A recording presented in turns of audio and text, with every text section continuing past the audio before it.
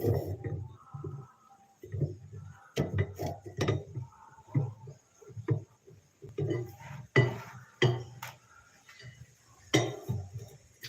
Krishna.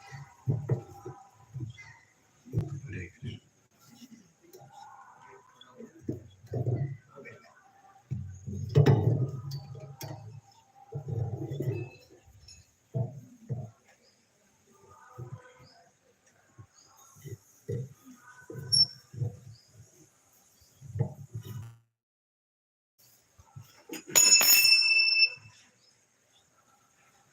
Hare Krishna.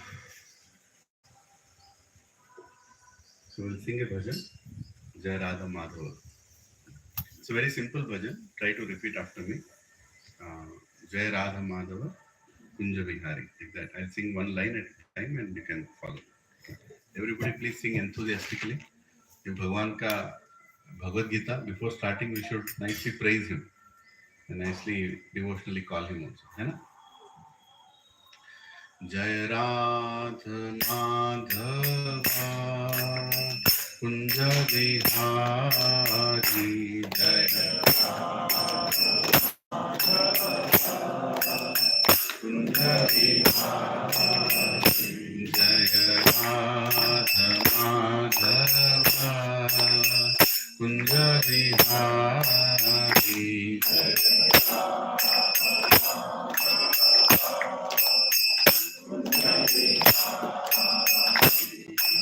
गोपीजन वल्लभा ब्रजवरधारी Girivardhari sorry गोपीजन वल्लभा गिरिवरधारी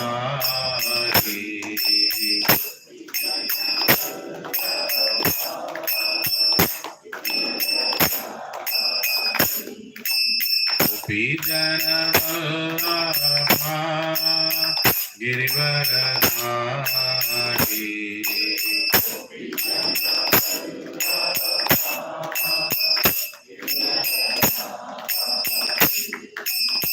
यशोदानंदन भज जनरंजन यशोदानंदन भज जनरंजन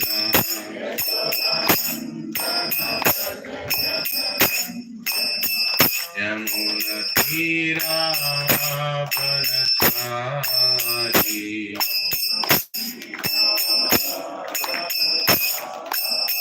यमुनतीरावनचारी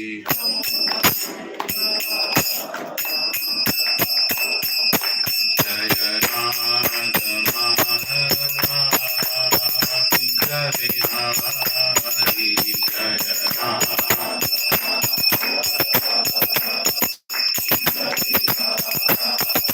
जय राधा माधवा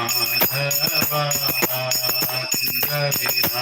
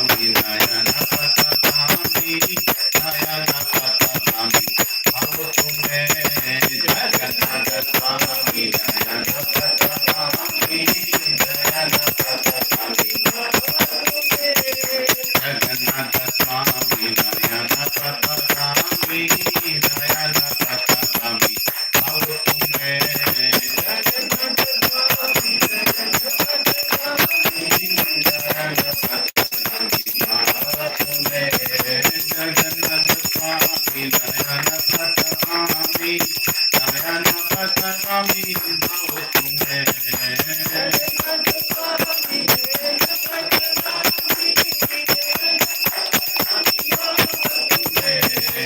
निताय गौरांगो निताय गौरांगो निताय गौरांगो गौरा हरि निताय गौरांगो निताय गौरांगो निताय गौरांगो गौरा हरि जय सच्चिनंदन जय सच्चिनंदन जय सच्चिनंदन Gaura Hari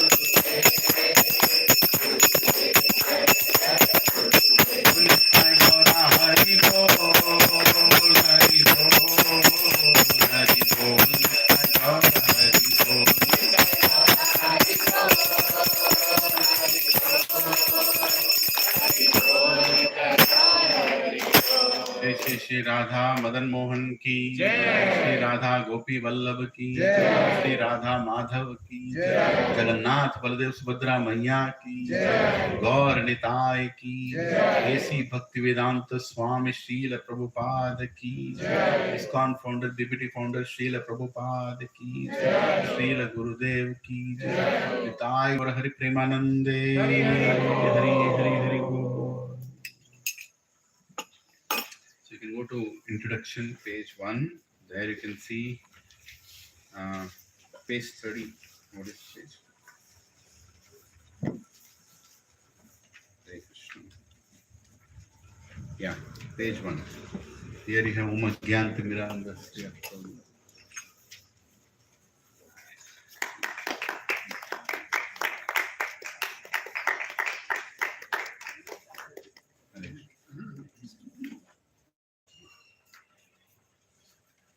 So here you have the Om Jnana Timiranda. See, you all have Bhagavad Gitas, right? Everybody has your own personal copy? Yes. Hare Krishna. So my humble request is try to sing along with me. I know for some of you it might be first time. So it's difficult to chant Sanskrit words. But if you don't sing along, you'll never sing along. That is how you learn Sanskrit. Sanskrit is not learned like geography or what are the stupid subjects we had? Meaningless, worthless subjects we had. A lot of things we studied. They cannot be learned like this. But Sanskrit is learned by singing. It's called, that's why Bhagavad Katha. No, it's Bhagavad Gita. It is sung. So when you sing the verse, you'll automatically remember it. Okay?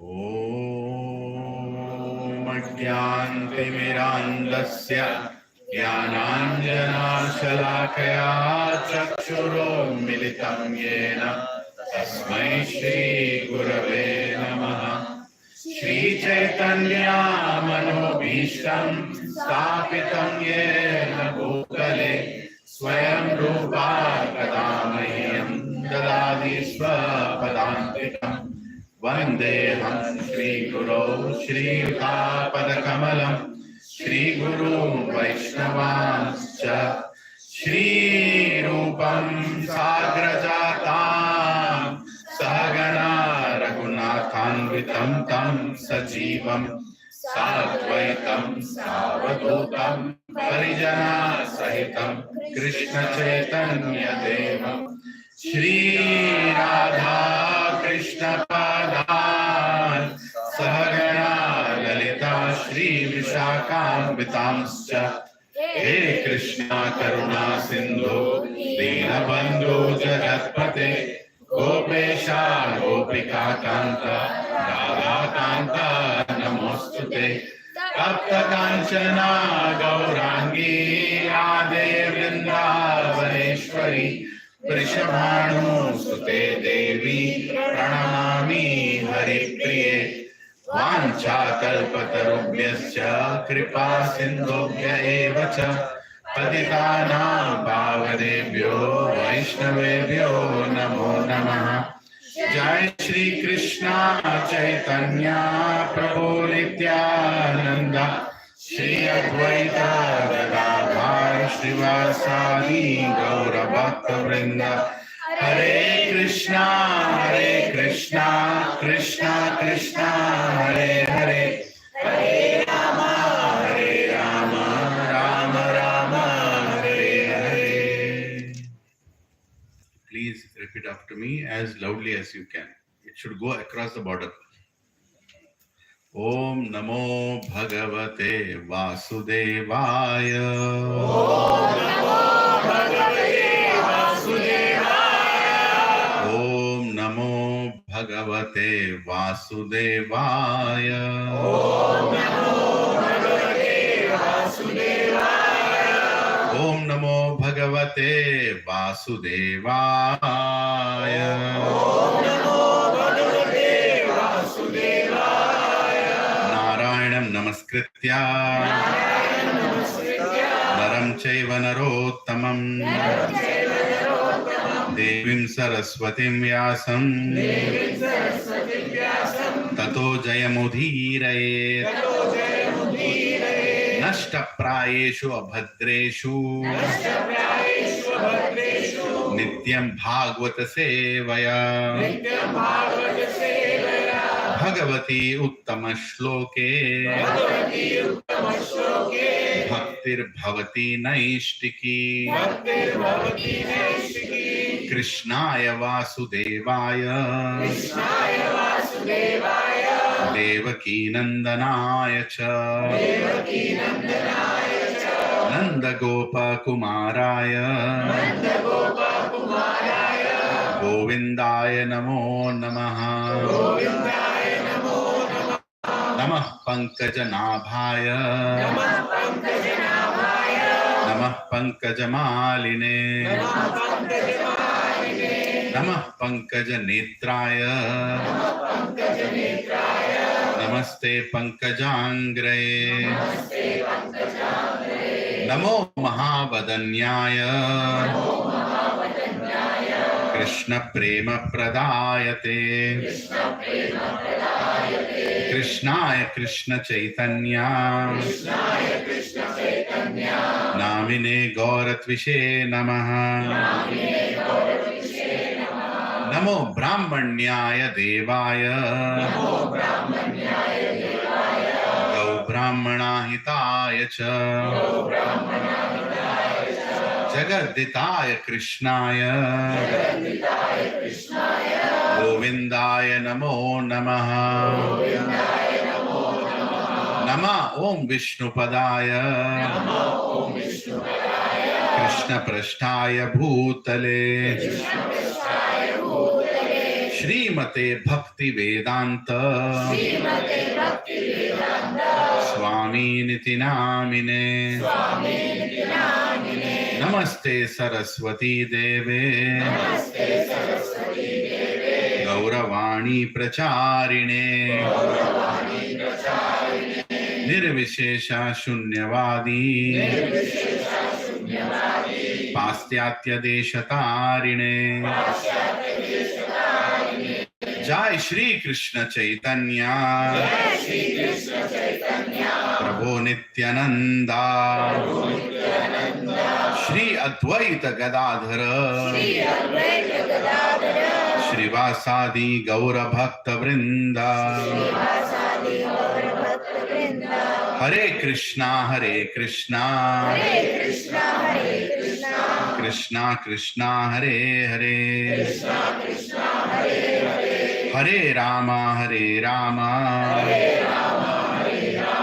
Rama Rama Hare Hare। मूकं करोति वाचालं पङ्गुं लङ्घयते गिरिं यत्कृपः तमहं वन्दे श्रीगुरुदीनतारिणं श्रीपरमानन्दमाधवं श्रीचैतन्य ईश्वरम्। ओम पवित्रो पवित्रो वा सर्वावस्थं गतोऽपि वा यत्स्मरेत् पुण्डरीकाक्षः सः अभ्याभ्यान्तरं शुचि। Shri Vishnu Shri Vishnu Shri Vishnu.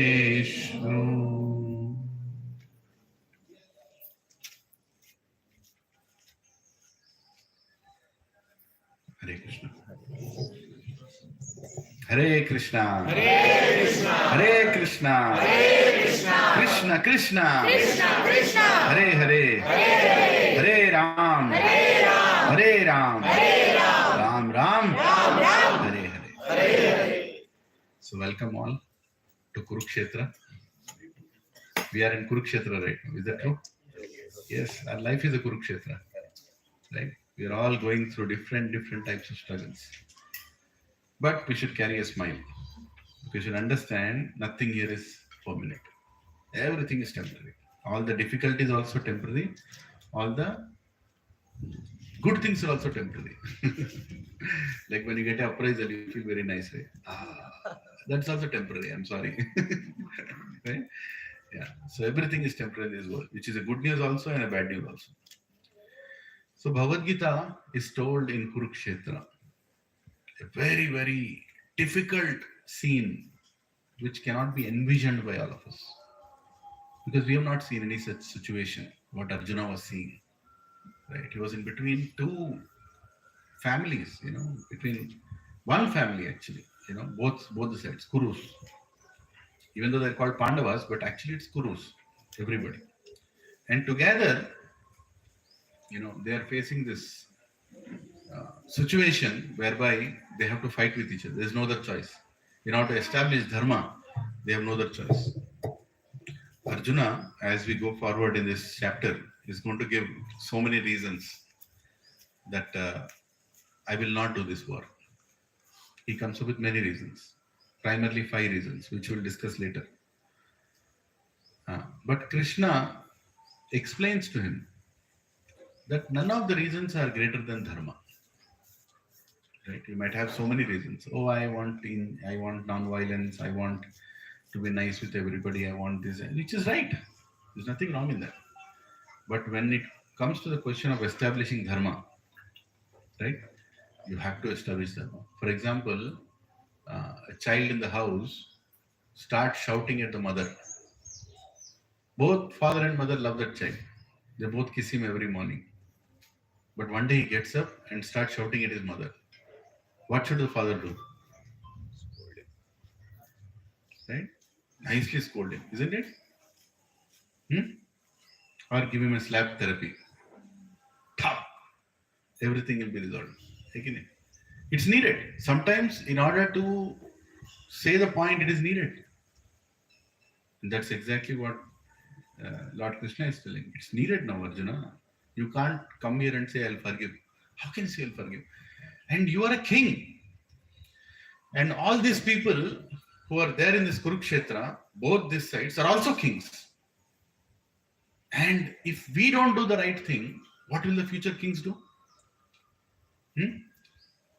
See, this king has brought a woman, a helpless woman, in between the whole assembly, and he tried to make her naked by removing the clothes in front of her husband, in front of her uncles, in front of all the so-called great gurus. And all these people have kept quiet. And if we don't do this war right now, this will repeat again and again. Yad acharati shreshtas tat tat evataro jana sayat pranamam kurte lokastad anuvartate. Krishna tells in Bhagavad Gita, 3rd chapter, 21st shloka, that whatever these great people are doing is an example for others. And if great people are doing something bad, it cannot be tolerated. They have to be corrected. There is no discussion on this. Why? Because others will follow. If the father doesn't scold his son at that point, then what will happen? He'll continue to scold his mother. He'll continue to insult his mother. He'll not see the motherly love. He'll go against his mother. And one day he'll go against his father also. And not only his father, one day he'll go against a neighbor also. One day he'll go against a guru also. One day he'll go against the nation also. And one day he'll go against God also. So whatever is the wrong thing should be stopped at the root. And especially when important people are doing it. Right? Today, Bhagavad Gita has to be learned by educated, well-settled people like you. Why? Because you're going to set an example for people below. That if they are learning Bhagavad Gita, we should also. Because normally common people look forward from learned people. How they behave, you also behave. Sorry, how you behave, they also behave. Right? So Krishna is setting it right in the beginning of the war. That Arjuna, you're not doing this war because you have to take a revenge. You're doing this war because it is dharma. There is no discussion on this. You have to do. Because we are setting an example for future. Often we forget that one day we will also be history. We often forget. But our ancient scriptures have always taught that our present will become history and our present will become a lesson for future. Right? And we cannot ignore it. We cannot ignore it. All our so-called modern education, which I'm not against, but I want to tell you, is third-class education, meaningless education. Why? Because it only teaches how to extract, how to exploit. That's all it teaches. How to remove things from the earth, how to exploit it. That's all the IITs are teaching. That's all the IIMs are teaching. That's all the ISBs are teaching. That's all institutions are teaching. What are they teaching? How to extract, how to exploit. That's all. There's nothing. You can put it in different words. Geography. What geography are you talking about? Huh? Some country here, some country here, some country. That's it. Is that geography? Real geography is when you call a Pandita to your house and you say, start the exam. It's a Bharata Kshetre, Bharata Khande. He is telling you the real geography, where you are. Right? All the Jambu Dvipe. Right? He is telling you from where you are and right now where. Right now, where are you? Tell me. Where are you? You'll tell Goli Doddi. Where is Goli Doddi? Huh? I'm in India. Where is India? Asia. Where is Asia? Earth planet. Where is Earth planet? Prabhuji, too much. Arey, bola? Where is Earth planet? Solar system. Pura mark mila tha. Where is solar system? Milky Way. Yahan tak pada tha. Where is Milky Way? Nahi pata. Right? You don't even know where you are. That is our third class situation. We have not been taught where we are. When Britishers came and occupied India, they were trying to occupy India. They studied our culture. I'm telling you this very important thing, right? You all should know. They studied our culture. There is a book written by Dharampal ji. You can buy these books by an author called Dharampal. He has written 5 series books called The Beautiful Tree. Right? It comes in 5 books. I don't know if they're selling it at Amazon. It was being printed by one press in Goa, and I had ordered it from there 10 years back, directly from the press. But if you find it, you can buy. What he did, this Dharampalji, who's no more now, in early 1900s, he went to England and he went into the libraries of England, and Right to Information Act, you can take anything from there. And whatever conversations happened between India and England in those days, in 1850, in 1840, in 1810, there were letters, na? Hey, how much did you occupy India? No, because of this. Okay. Now why don't you try like this? No, I'm trying. So all these letters, they are all there in the British libraries. He removed those letters and he started crying. Because he actually understood what we were. None of us know, right? What we were. Huh? The golden peacock. Golden peacock. ऐसा होता है क्या? 1800s, we were the richest country on the planet. Richest country. Nobody worked for anybody. There is no employment. agreement. There is no employment. There is no employer, there is no employee. Everybody is a freelancer. Dhobi is a freelancer, goldsmith is a freelancer, farmer is a freelancer. Everybody is a professional in his space. And everybody is respectful to anybody and everybody. There is no zamindari system. There is no land in anybody's name. Can you believe it? Land is not there in anybody's name. How will you conquer anything? Now we have, this plot is mine, this square yard is mine, this survey number is mine. Land is in nobody's name. Britishers were thinking, how to conquer this country? You know, land was in the name of village. And village had a panchayat. Panchayat also was not the name that time. Something different it was. Elderly people, knowledgeable people, Brahmanas were in charge of that village. You can't even imagine that system now, right? And they used to run the Gurukul. You know, and they used to make sure that all the people who go to Gurukul, it can be Kshatriyas, Brahmanas, Shudras, Vaishyas, anybody. Everybody had right to education. It was not like, caste system, caste system was so bad. Nothing was bad. It was beautiful. Everybody used to go to Gurukul. And when everybody used to go to Gurukul, the Guru would see that, this child is very good in managing things. I think he is a Kshatriya tendency. This child is a great follower of order. He is a Shudra. This child is very intellectual. He is a Brahmana. This child listens very nicely. He is a Brahmana. So many things. He used to analyze. If this child is very good in allocating resources, in calculating things, he is a Vaishya. So then he would tell the parents that I think he is right for this profession. It was a Varna Ashrama, not Janma Ashrama. I am born to a Brahmin, I am Brahmin. No, it was never like that. Of course, most of the Brahmin children became Brahmins because they used to maintain those Brahminical standards. And there is something called Garbhadan Sanskar. Garbhadan Sanskar is the first Sanskar that a male and a female does before they procreate, before they have sex. That is the Sanskar they do, where they both pray to God that please send us a wonderful soul in our association. Please send a great soul. That's why there is a muhurt. After marriage, to procreate also there is a muhurt. It's not like what they show in the movies. Right? Brahmana sets the muhurt, right time. And they both procreate. And they call for a great soul. A great soul comes. According to the consciousness of mother and father, the soul will come. If they are great Brahmanas, they'll call for a great Brahmana and a Brahmana will come. A great Kshatriya. Shivaji Maharaj called for a great Kshatriya and he got Sambhaji Maharaj. Sambhaji Maharaj did not come just like that, by fluke. A great Kshatriya calls for a great Kshatriya. Understood? So this soul comes. Right? And this Varnashram system is, these are Britishers are like, what is this? How do we break this? How do we break this system? We have to conquer these people.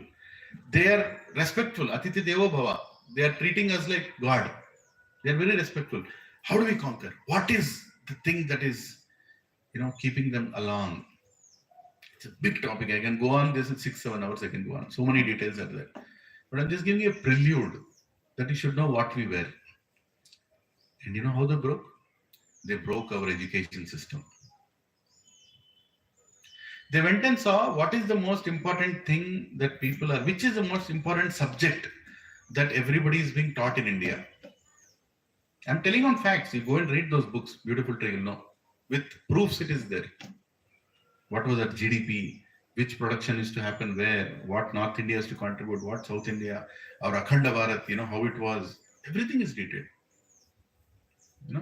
And they saw which is the subject that they are teaching children, the most important subject. Can anybody guess what is the subject? Religion. Okay.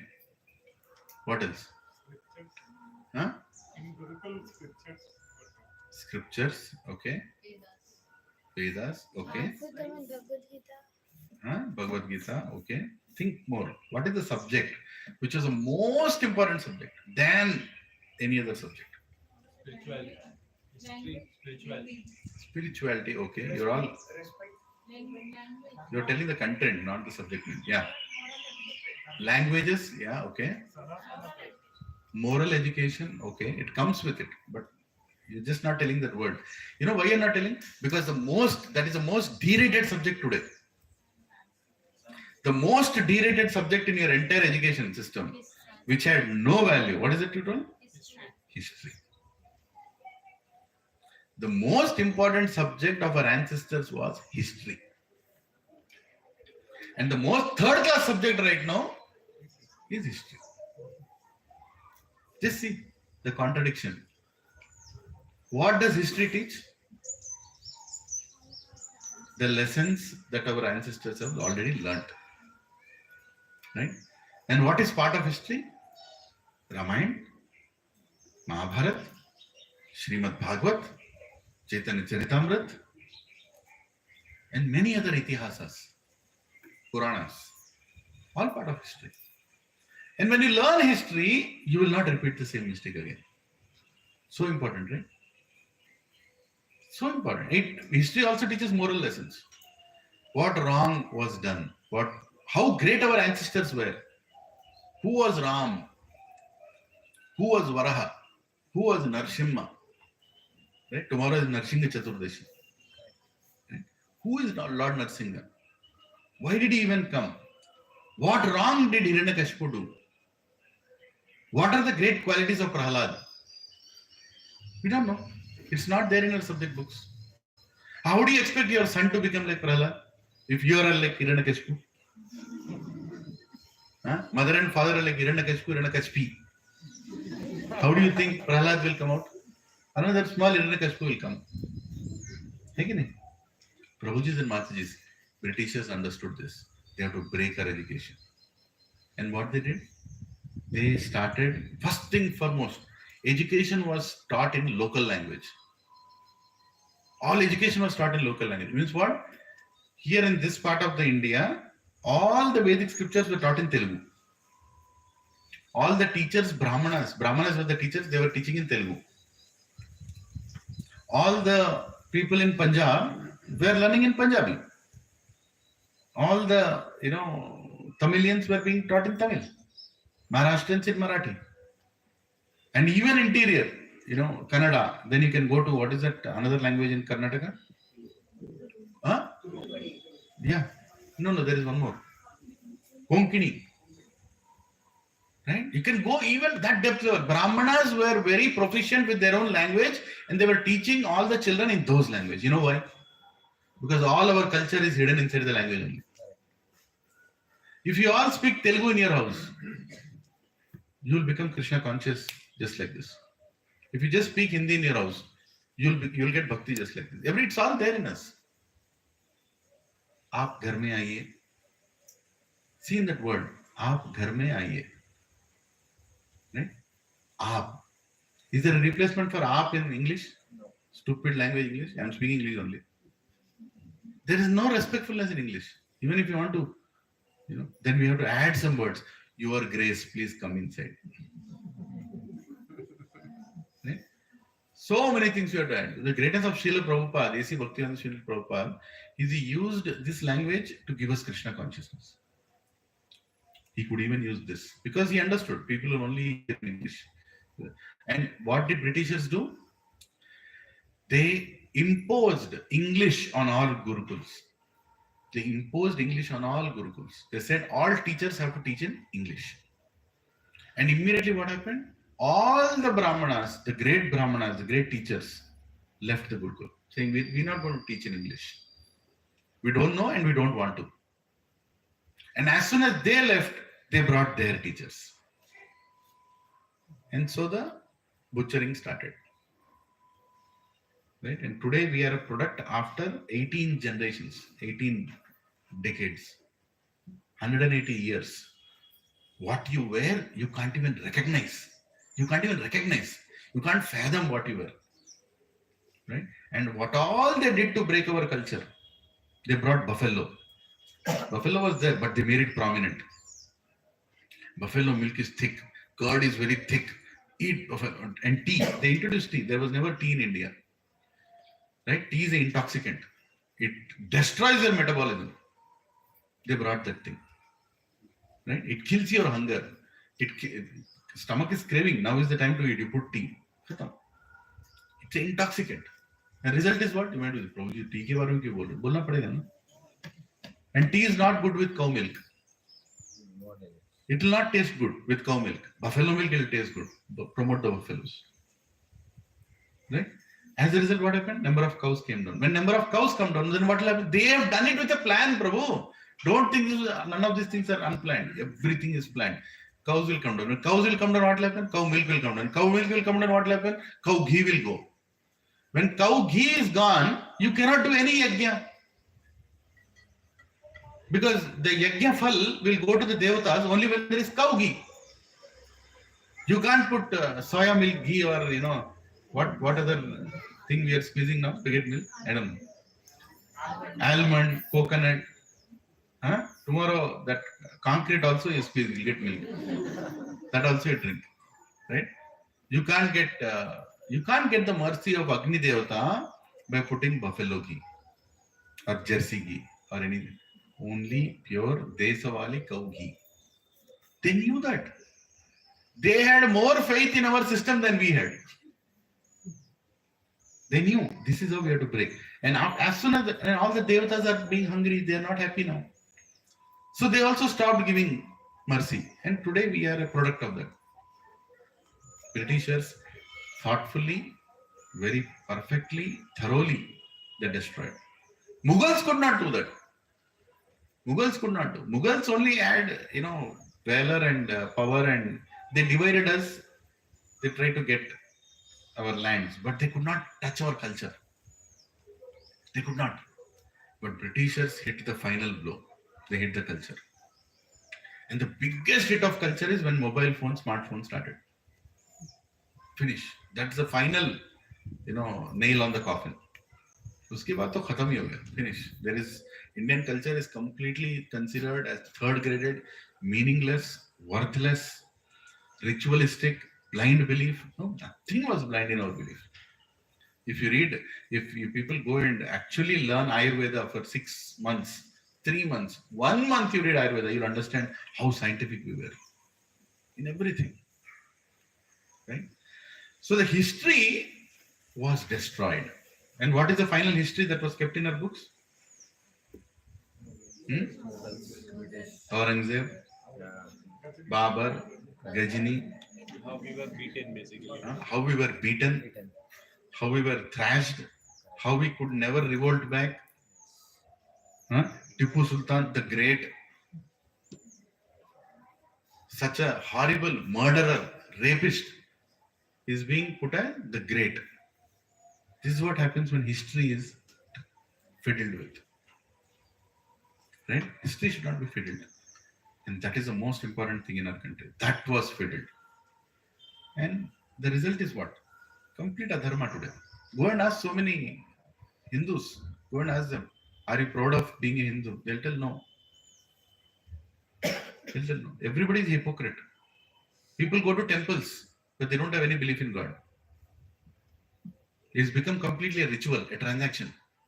They have no faith in what they are doing. People are hesitant to put tilak. What is going on? Why do we put tilak? This is the Agnya, the Agnya Chakra, where our ego sits. On my ego, I want the feet of God to be there. This is feet of God. This is not just a symbol that I give. Today, so many new, fake spiritual paths. God knows what all tilaks they're discovering. I saw that Mahabharat serial in Star Plus. All gymnastics, all embroidery of tilaks. What nonsense! What is the meaning of that tilak? ऐसे लगा के करना, ऐसे लगा के अर्जुन. अरे उसका मतलब क्या है? What is the meaning of that tilak? Right? You put the 3 tilaks like that. What is that? Lord Shiva. Right? Why does he put that tilak? We don't know. No, Prabhu, you are this caste, I am this caste. You don't know your past, you are talking about caste. And when Papu is running behind, caste census karo. Khud ka jaat nahi malum usko. And he's talking about caste census. I'm telling you, this is the situation today. And there are people supporting it also. Adhyatmika, Adidevika, Adibhautika. Kleshas. They're controlled by Lord Shiva. Right? There is a whole science behind everything. Why did I pick up this topic, Prabhuji? Is I've spent almost half an hour on this now. Is to tell you why Krishna was saying do the war. Because a history was being created. History is being created even right now. 11th of May 2025 is going to be history on 12th of May 2025. What we do today is going to be a precedent for tomorrow. If we have to change tomorrow, don't sit and cry thinking about the past. What has happened has happened. Now change it. Now change it. And now change it by you changing first, not changing others. Today's class is not to go and tell 20 people, oh, you don't know, you are this, you are that. No. Am I what? I believe in. Am I following what I'm supposed to follow? Am I proud to be who I am? Right? Am I representing what I'm proud of? Am I proud of Arjun? Am I proud of Krishna? Am I proud of Mahabharata? Am I proud of Ramayana? And if I have any doubts in that, clarify. Why was Sita sent on Agni Pariksha? ठीक नहीं लगा. Clarify ना. कौन मना कर रहा है? These classes are for that only. I'm not sitting here to just teach you Bhagavad Gita. I'm sitting here to remove your doubts. Because doubt is the root of destruction. If our doubts are not cleared, then we will remain in blind belief. We were taught not to ask questions because we felt that if you ask questions, then you are objecting, you are not accepting. That is the image that was created. Entire Bhagavad Gita is questions and answers. Entire Srimad Bhagavad is questions and answers. All our scriptures are question and answers. You will not see a single Vedic scripture where one person is telling, Sartan Sajuda, मैं बोल रहा हूँ. कुछ भी नहीं ऐसा. There is nothing like that. One person is asking, one person is answering. What a beautiful culture, right? And you have a right to ask everything. You can ask. Prabhu, I don't believe in this. Yes, Prabhuji. Prabhuji, I could have not believed what you're saying about India now. Yesterday, exactly I saw about something this. During 1100 AD, our GDP was around 28 to 32% of the world. And before British took over, it was 24%. And after British left, it was 0.05%. Exactly the same topic. Everything was ready. Yeah, it is true. So I think we don't know about this, and I think that's the reason we are.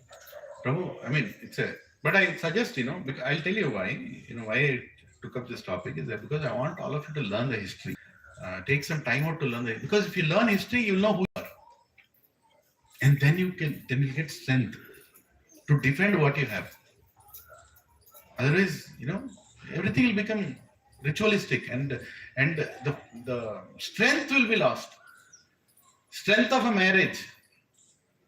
What is the strength of a marriage? How does a marriage get strength to sustain? Trust, foundation, all that, okay. But the strength of the marriage happens before the marriage itself. What is it? Blessings. See, nobody thought about it, right?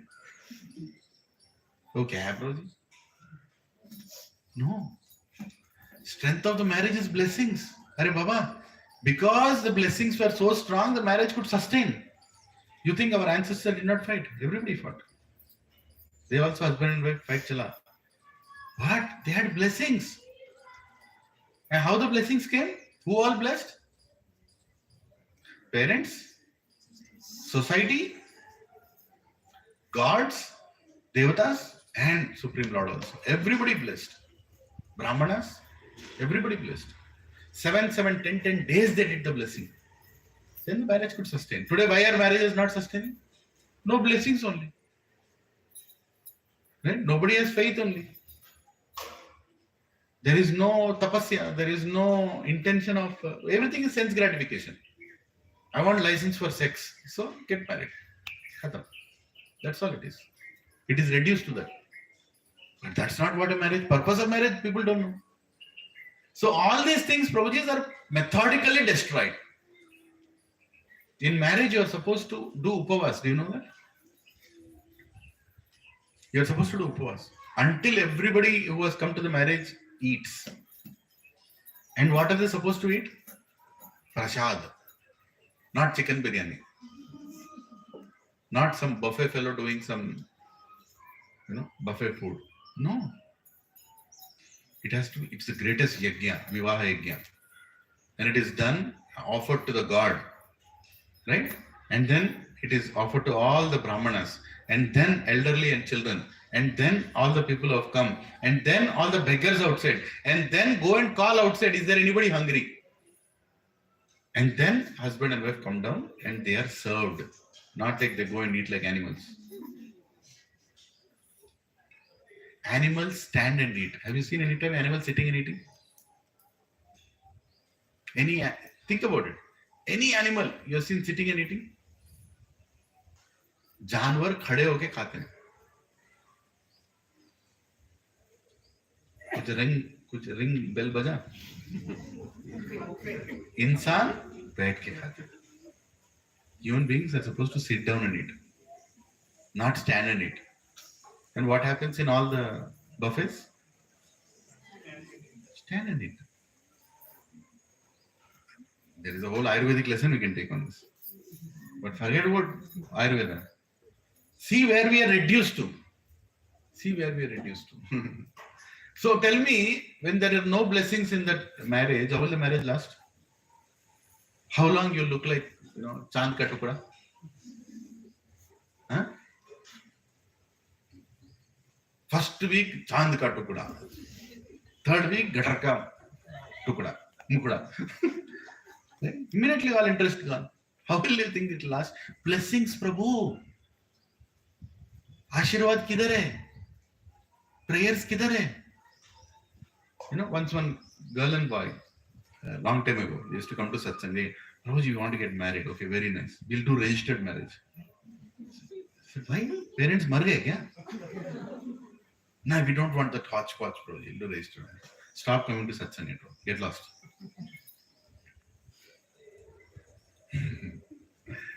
Then I had to bring their parents, boy, girl, and then, of course, they understood why I got a little angry. I told them, no, this is not a way. We are not animals to mate on TNGO Colony Road. We are not animals. We are human beings, right? There is a whole process. What is the problem? Then made the parents meet to each other. बहुत कुछ हुआ पहले. And now they are married. They got married. I went to their marriage also. Now he is a professor. He did his IIMs after that, and he's a professor in Mahindra University now. And they both are now preaching in Mahindra University. And today, Bhagavad Gita is one of the mandatory subjects in Mahindra University.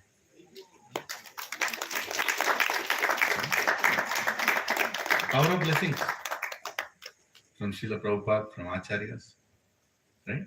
I'm telling you, Prabhu, when we go forward with blessings, we can change the world. Soldiers, when they go, they take blessings of their parents and go. Entire family blessing. Why? Because blessings do all the thing. When Hanumanji wanted to jump on Lanka, he took the blessings of Lord Ram. Bolo Jai Shri Ram. And he jumped. That's it. He did not have any prior resume experience of jumping. Neither did he jump 100 questions. He never had anything like that. Right? Not like, I jumped already, so I know how long to jump, how to go. No! He didn't even know if, how Ravan looks like. He didn't even know if Sita is there. He just said Jai Shri Ram and he jumped. That is the power of blessings. Power of blessings is a lot. Why am I wearing this? Because I'm a special person, great guru. Why am I wearing this? Because I'm a third class fellow. I'm a useless fellow. Nothing good will come out of this throat. But if this is kept on the throat, then something useful can come out. What is this? Blessings. From where did they come? From here. Right? in Vedic culture, har is given so that we get blessings. Don't think har pehna diya. No. This is coming from the altar. All the time, whoever speaks on Vyasasan, he is empowered by giving blessings of God in the form of a garland. I should not think, oh, ये पहन के मैं बड़ा गुरु बन गया. कुछ नहीं. Right? They get an empowerment to speak. Blessings. Yudhishthir Maharaj, before he started the war, what did he do? Before even Bhagavad Gita was spoken, when all the assembly came together, Yudhishthir walked from this side to the other side, took blessings. He took blessings of Bhishma, he took blessings of Drona, he took blessings of Kripa. He even went and wished all the very good to Duryodhana. That is the difference between Duryodhana and Yudhishthir. And Bhishma told, as soon as Yudhishthir came to take blessings, you already won the war. Because you have taken blessings. Right? Prabhu, that is how important is blessings. And today our culture is completely kept it aside. Right? Completely not even.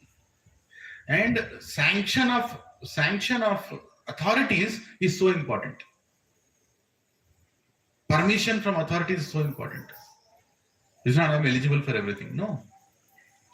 Karna, he went to Gurukul and he didn't ask Drona. He told, I've come here to get educated. Please give me. Drona looked at Karna and said, is this the way to talk? He saw arrogance. He saw arrogance in Karna. He didn't reject because he was a Sutaputra. Sutaputra, son of a charioteer. That was not the criteria. His son was Brahmana Putra, Ashwadhama, but he still gave education there. Why only Kshatriyas? He gave education to many. But he rejected Karna. Why? He saw arrogance. Where there is no Vinayam, there cannot be Vidya. Right? In earlier days, a king's son, a farmer's son, a dhobi's son, everybody used to go to Gurukul. And the Guru will treat them in the same way. In Gurukul, you are same. In Gurukul, you are same. And for 1 year or 2 years, they are only asked to clean the Gurukul. Go clean the gate, clean this, clean that. Hey, what about Vedic scriptures? What about this? No. Clean. Why? Until they become humble, there is no question of giving education. See the standard. Right? I will give education only when they become humble. Until then, no education. So humility was the most important education that was given. Are our children being given that? Huh? I went to that school. What is that international school on that Nanakramguda road? One of my friends, his children told him, Nana, please leave us near the circle, we'll walk from there. And he asked, why? Nana, please. Because he comes in an alto car. His children don't want their parents to drop them near the school because they have alto car. Is this education? What is this? Huh? I'm not kidding. What to speak of alto? Even if you have Honda City now, no, BMW. Right? Once I was asked to give a lecture in that school. I went. Somebody called me, they said, give a lecture. I told children that, it was about habits. The topic was like that. So I openly told, become good, don't drink intoxicants, don't smoke ever, don't drink alcohol, don't drink this, don't drink that, and don't sleep late. You spoil your health, get up early in the morning. Prabhu's teacher came to me in between the class. I said, I just need to talk to you. I went out. Please don't tell all these things, sir. No, I said, then what am I supposed to tell? No, tell them to study well. That is the habit that we want. That is the reason we called you. I said, what? Why? Because all their parents have behaved us. They're all drinking, they're all eating, they're all doing all nonsense. And if you teach the children, children will be confused. Right? That is the reason in satsangs I never tell send your children. Because if you tell send your children, entire apartment children will be here. And where will the parents? In Orbit Mall. And children will learn some nice things. Then they'll go and tell their parents, Nana, what you are doing is part. Who told you? Then they'll give me part by coming in. Why should I take all that nonsense? Come as a family, learn. So this is what is being taught to the children. What kind of education are we talking about? Where you don't know how to respect others. Okay? So, come a long way. Dronacharya did not give education to Karna because he did not see respect.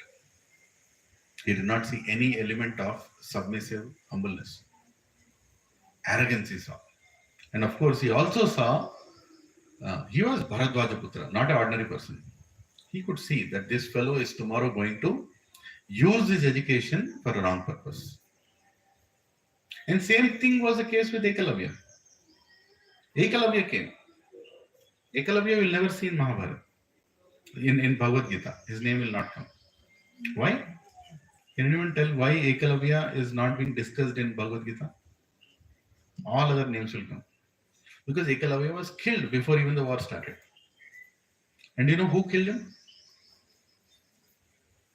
Krishna. Swayam Krishna went and killed him. Prabhuji, Ekalavya, my heartful hero, Prabhuji. Superstar Krishna did Ekalavya picture, Prabhuji.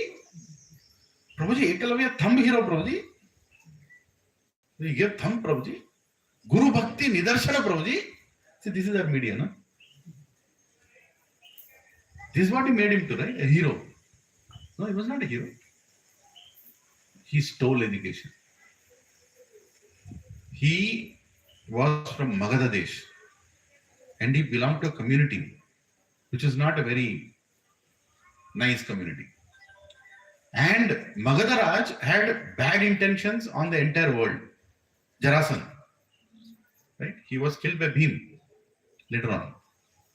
Magadha Raj wanted to be the greatest king of everybody by doing all kinds of yajnas, by conquering the kings and everything. And Ekalavya was part of Magadha Desh. And as soon as Dronacharya understood that this fellow is coming from Magadha Desh and he is having skill, God-given skill is there. And if he is given education in this, he is going to fight against Dharma tomorrow. And that is the reason he said, remove that finger. How many of you are told about this? Nobody is told, right? That is our Star Plus, that is our ZTV, that is our, right? That is our movies, Tollywood, Bollywood, Collywood, I don't know. Right? They never speak. That is why you should learn scriptures from authorized, authentic source. That is when you learn all these things.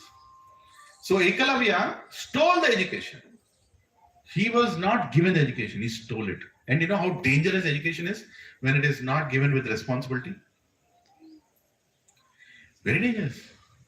If education is given to a person who is not in good consciousness, he can use that education to destroy things. What is our biggest threat today from our neighboring country? Nuclear bombs, isn't it? Yes. First of all, why are nuclear bombs in such a country? Where the only thing that is taught to them is revenge and destruction from their childhood. Why are bombs in that place? That is called education to a wrong person. Right? That is called education to a wrong person. That's exactly what Ekalavya was. Giving nuclear bombs in Ekalavya's hands will do what?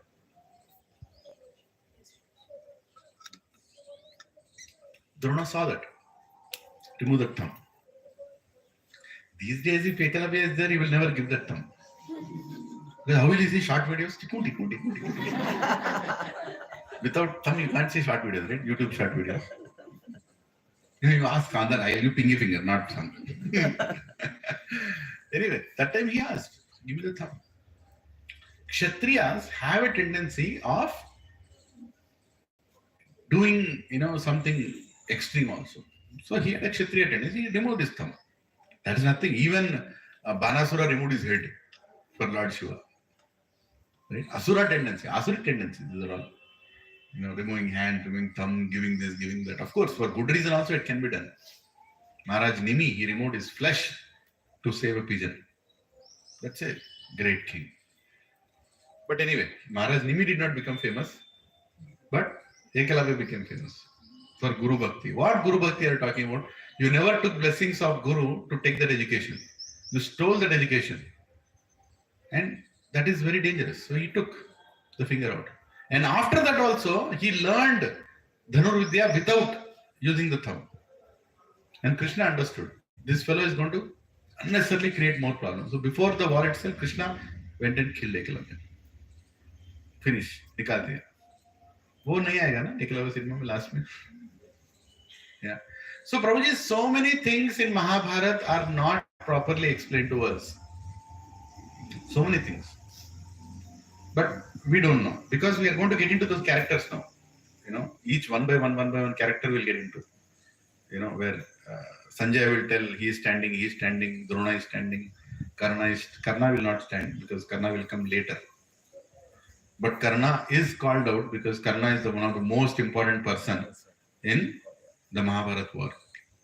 And to a large extent, he is one of the core reasons for Mahabharata war to happen. Why? Because Duryodhan had more confidence in Karna.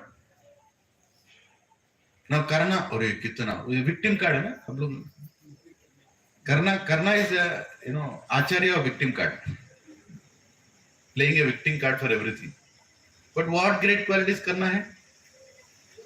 Prabhuji, Tana Veera, Sura Veera, Kira, Kura, Veera, Karna. बना दिया उसका picture भी बना दिया है कि नहीं? But if you understand the qualities of Karna, you'll be like, what kind of third class fellow was he? He had no good qualities. He had 1, 2 Virandar. Sorry, I had to put it on silent. I forgot. Karna had no good qualities. Karna went to Parshuram. Did he tell the truth? Who is he? He lied.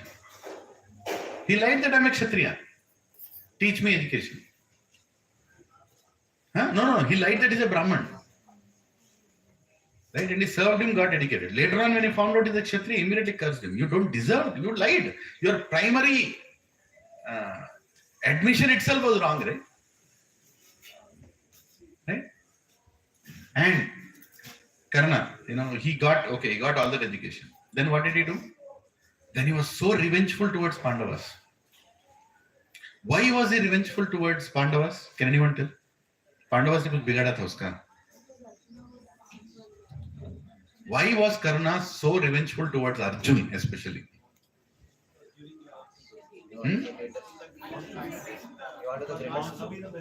ये serial अच्छा देखा है. He wanted to do the best because that is what they show in the serial.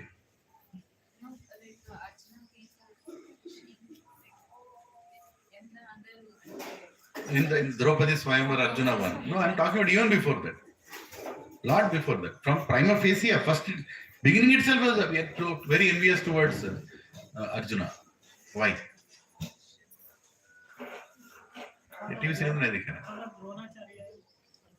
Because Drona rejected him and Drona selected Arjuna.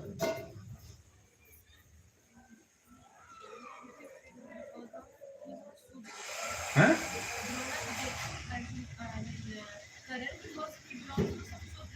You see, the caste census हो रहे हैं. You belong to them. I'm telling you, that's the problem. Don't mind. So you belong to Sudra community, that is the reason. No. Because in past life, Karna was a Rakshash.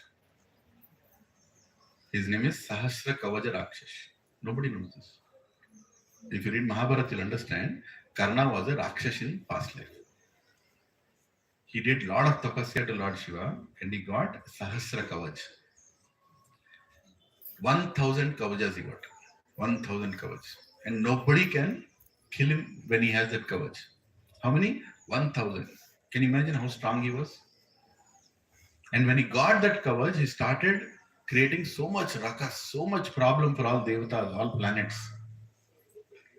And the only way the kavach can be removed is when one personality does 100 years of ghora tapasya. Not ordinary tapasya. There's a whole very detailed to it. I'm telling it in a short way. It's very impossible. Lifetime of tapasya he has to do and come and do the war to remove one kavach. And how can anybody do that kind of tapasya? If he does lifetime of tapasya, he'll die. After that, how can he kill? Then Naranarayan Rishis took up this task. Who are Nar and Narayan? Krishna and Arjuna. Krishna and Arjuna. Nar and Narayan. Their temple is where? Badrikashram. Even right now. So they took up the task of killing this Sahasra Kavach Rakshash. And Nar was doing the tapasya, Narayan was killing him, removing one kavach. Narayan was doing the tapasya, Nar was going and removing one kavach. So in rotation, they removed all the kavachas. One kavach was left. Kavach and Kundal. That is how we took birth, huh? Kavach and Kundal. Kaisi aaya? Kaun diya usko?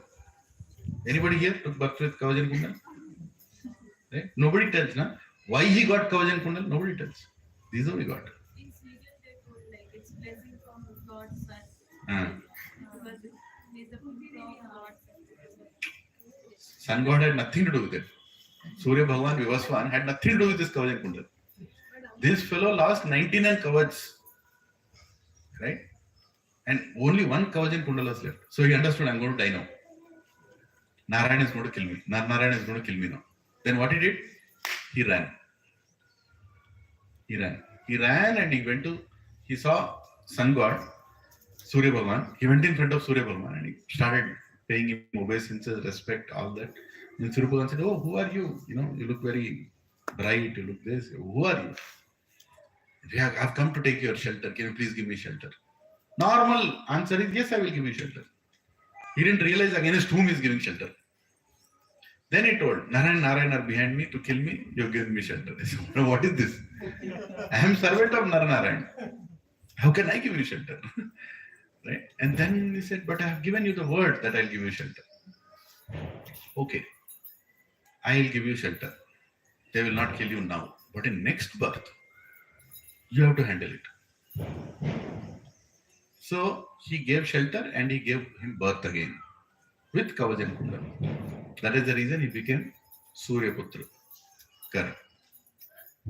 It was not like he was celebrated Surya Putra. Oh, my darling, my Karna. Everybody wants other person to become a devotee. So Surya Bhagavan had, okay, he should become a devotee. So he took birth. Right? After he took birth, because he was envious of Nara and Narayan in past life, he continued that envy even in this life. He could not tolerate Arjuna. It's like a mongoose and a snake.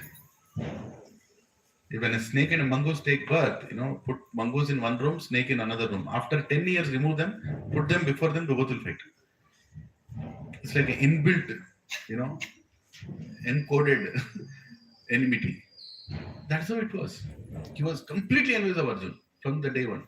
And because of that enviousness, all his good qualities which he got from Surya Dev and from Kunti, they both did not work on him. See, from parents you get some good qualities, but they did not work because he was in such a bad association of his own envy.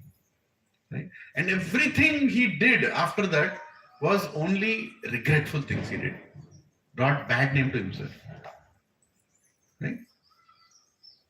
He was not supposed to participate in Swayamvar. He only went. And Arjuna saw, no way.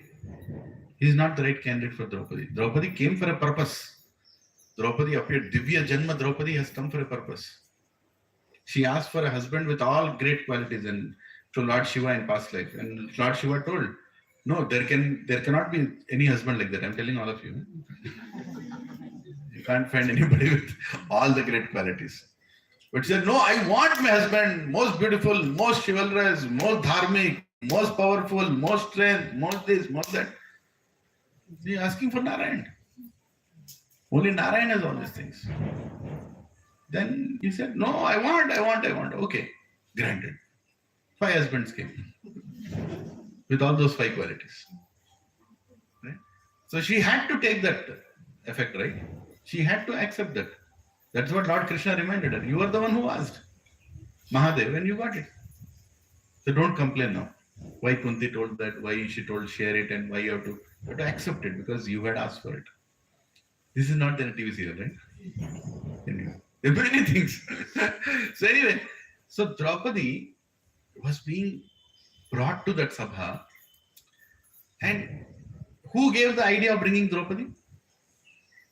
Till that time, the whole Yuddha was going on. Karna. Karna gave the idea that, hey Duryodhan, now Draupadi is your dasi. You have full right on her. Bring her. See what he was doing? Was he a real friend of Duryodhan? And by the way, how did he become friend of Duryodhan? When he came to the sabha where the practice match was going on. Everybody were showing, their skills. At that time he came and he wanted a war. A war is not supposed to happen in a practice session. And that was also granted, but at the time, Krupacharya saw there is a problem here. This fellow is envious. He is actually planning to kill each other. They were not scared of Arjuna. Arjuna would have killed Karna any day. Arjuna defeated Karna so many times. The TV serial shows as if, Karna is greater than Arjuna. Right? So many times. He defeated him in Varnavrat, the Virat Raj Yuddha. He defeated him in Draupadi Swayamvar. He defeated him so many times. Even Gandharvas could defeat Karna. He ran away in front of Duryodhan when he had to go and hide himself when, they captured Duryodhan. So you can understand how wrong representation is happening when the history is wrongly presented.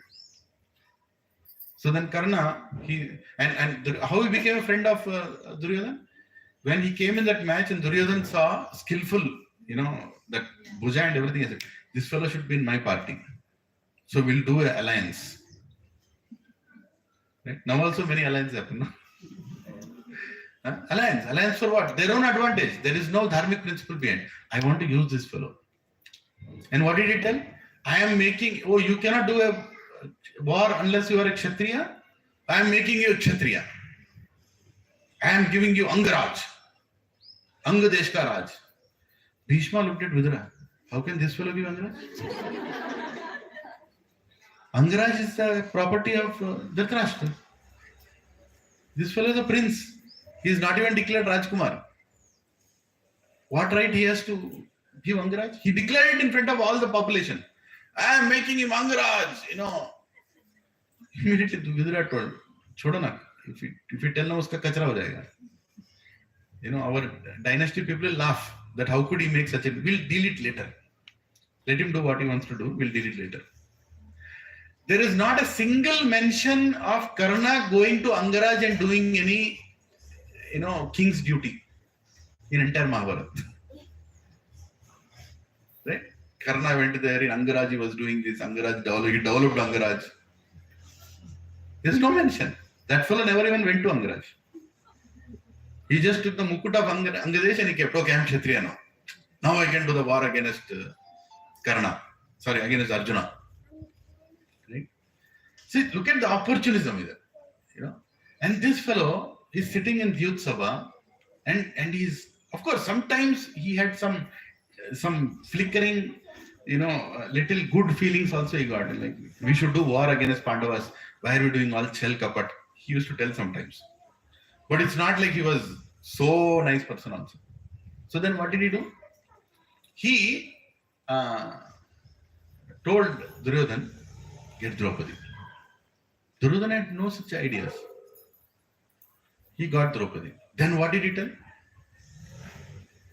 Then Draupadi was being brought there. After Draupadi is brought there, she was asking some questions. Who was kept first on the bet? Me or Yudhishthir? Did he lose himself or did he first lose me? She was putting logic to that. There was an important question to be asked. How am I a dasi of these people today? What is the sequence? In between that, Karna looks at Duryodhan and he tells, she is a, what is that word he used? Very, very damaging word he used. Again, it's Draupadi. Divya Janma Draupadi.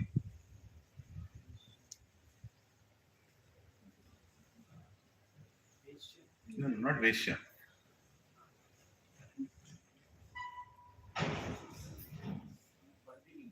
Bandini. Who told that? Hare Krishna. Bandini. He said, Duryodhan, she's a Bandini. She doesn't deserve any respect.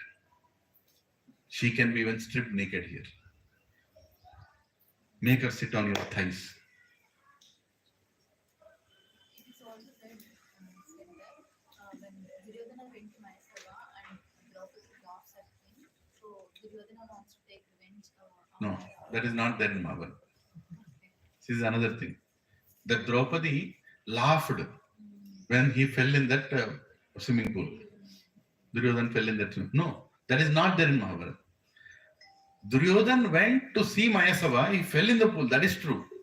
But Draupadi was not there. Draupadi was doing Ratsuri Yajna with Yudhishthira.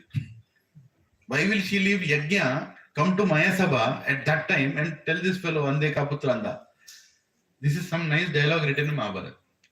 Draupadi never told anything to Duryodhana. So many things come out, right? You know, how is it possible that Ratsuri Yajna is going on? Why will she leave her husband and come and stand in that Mayasabha waiting? Okay, Giro Abhi. I'll tell you the dialogue. This is not logic. You just think about it.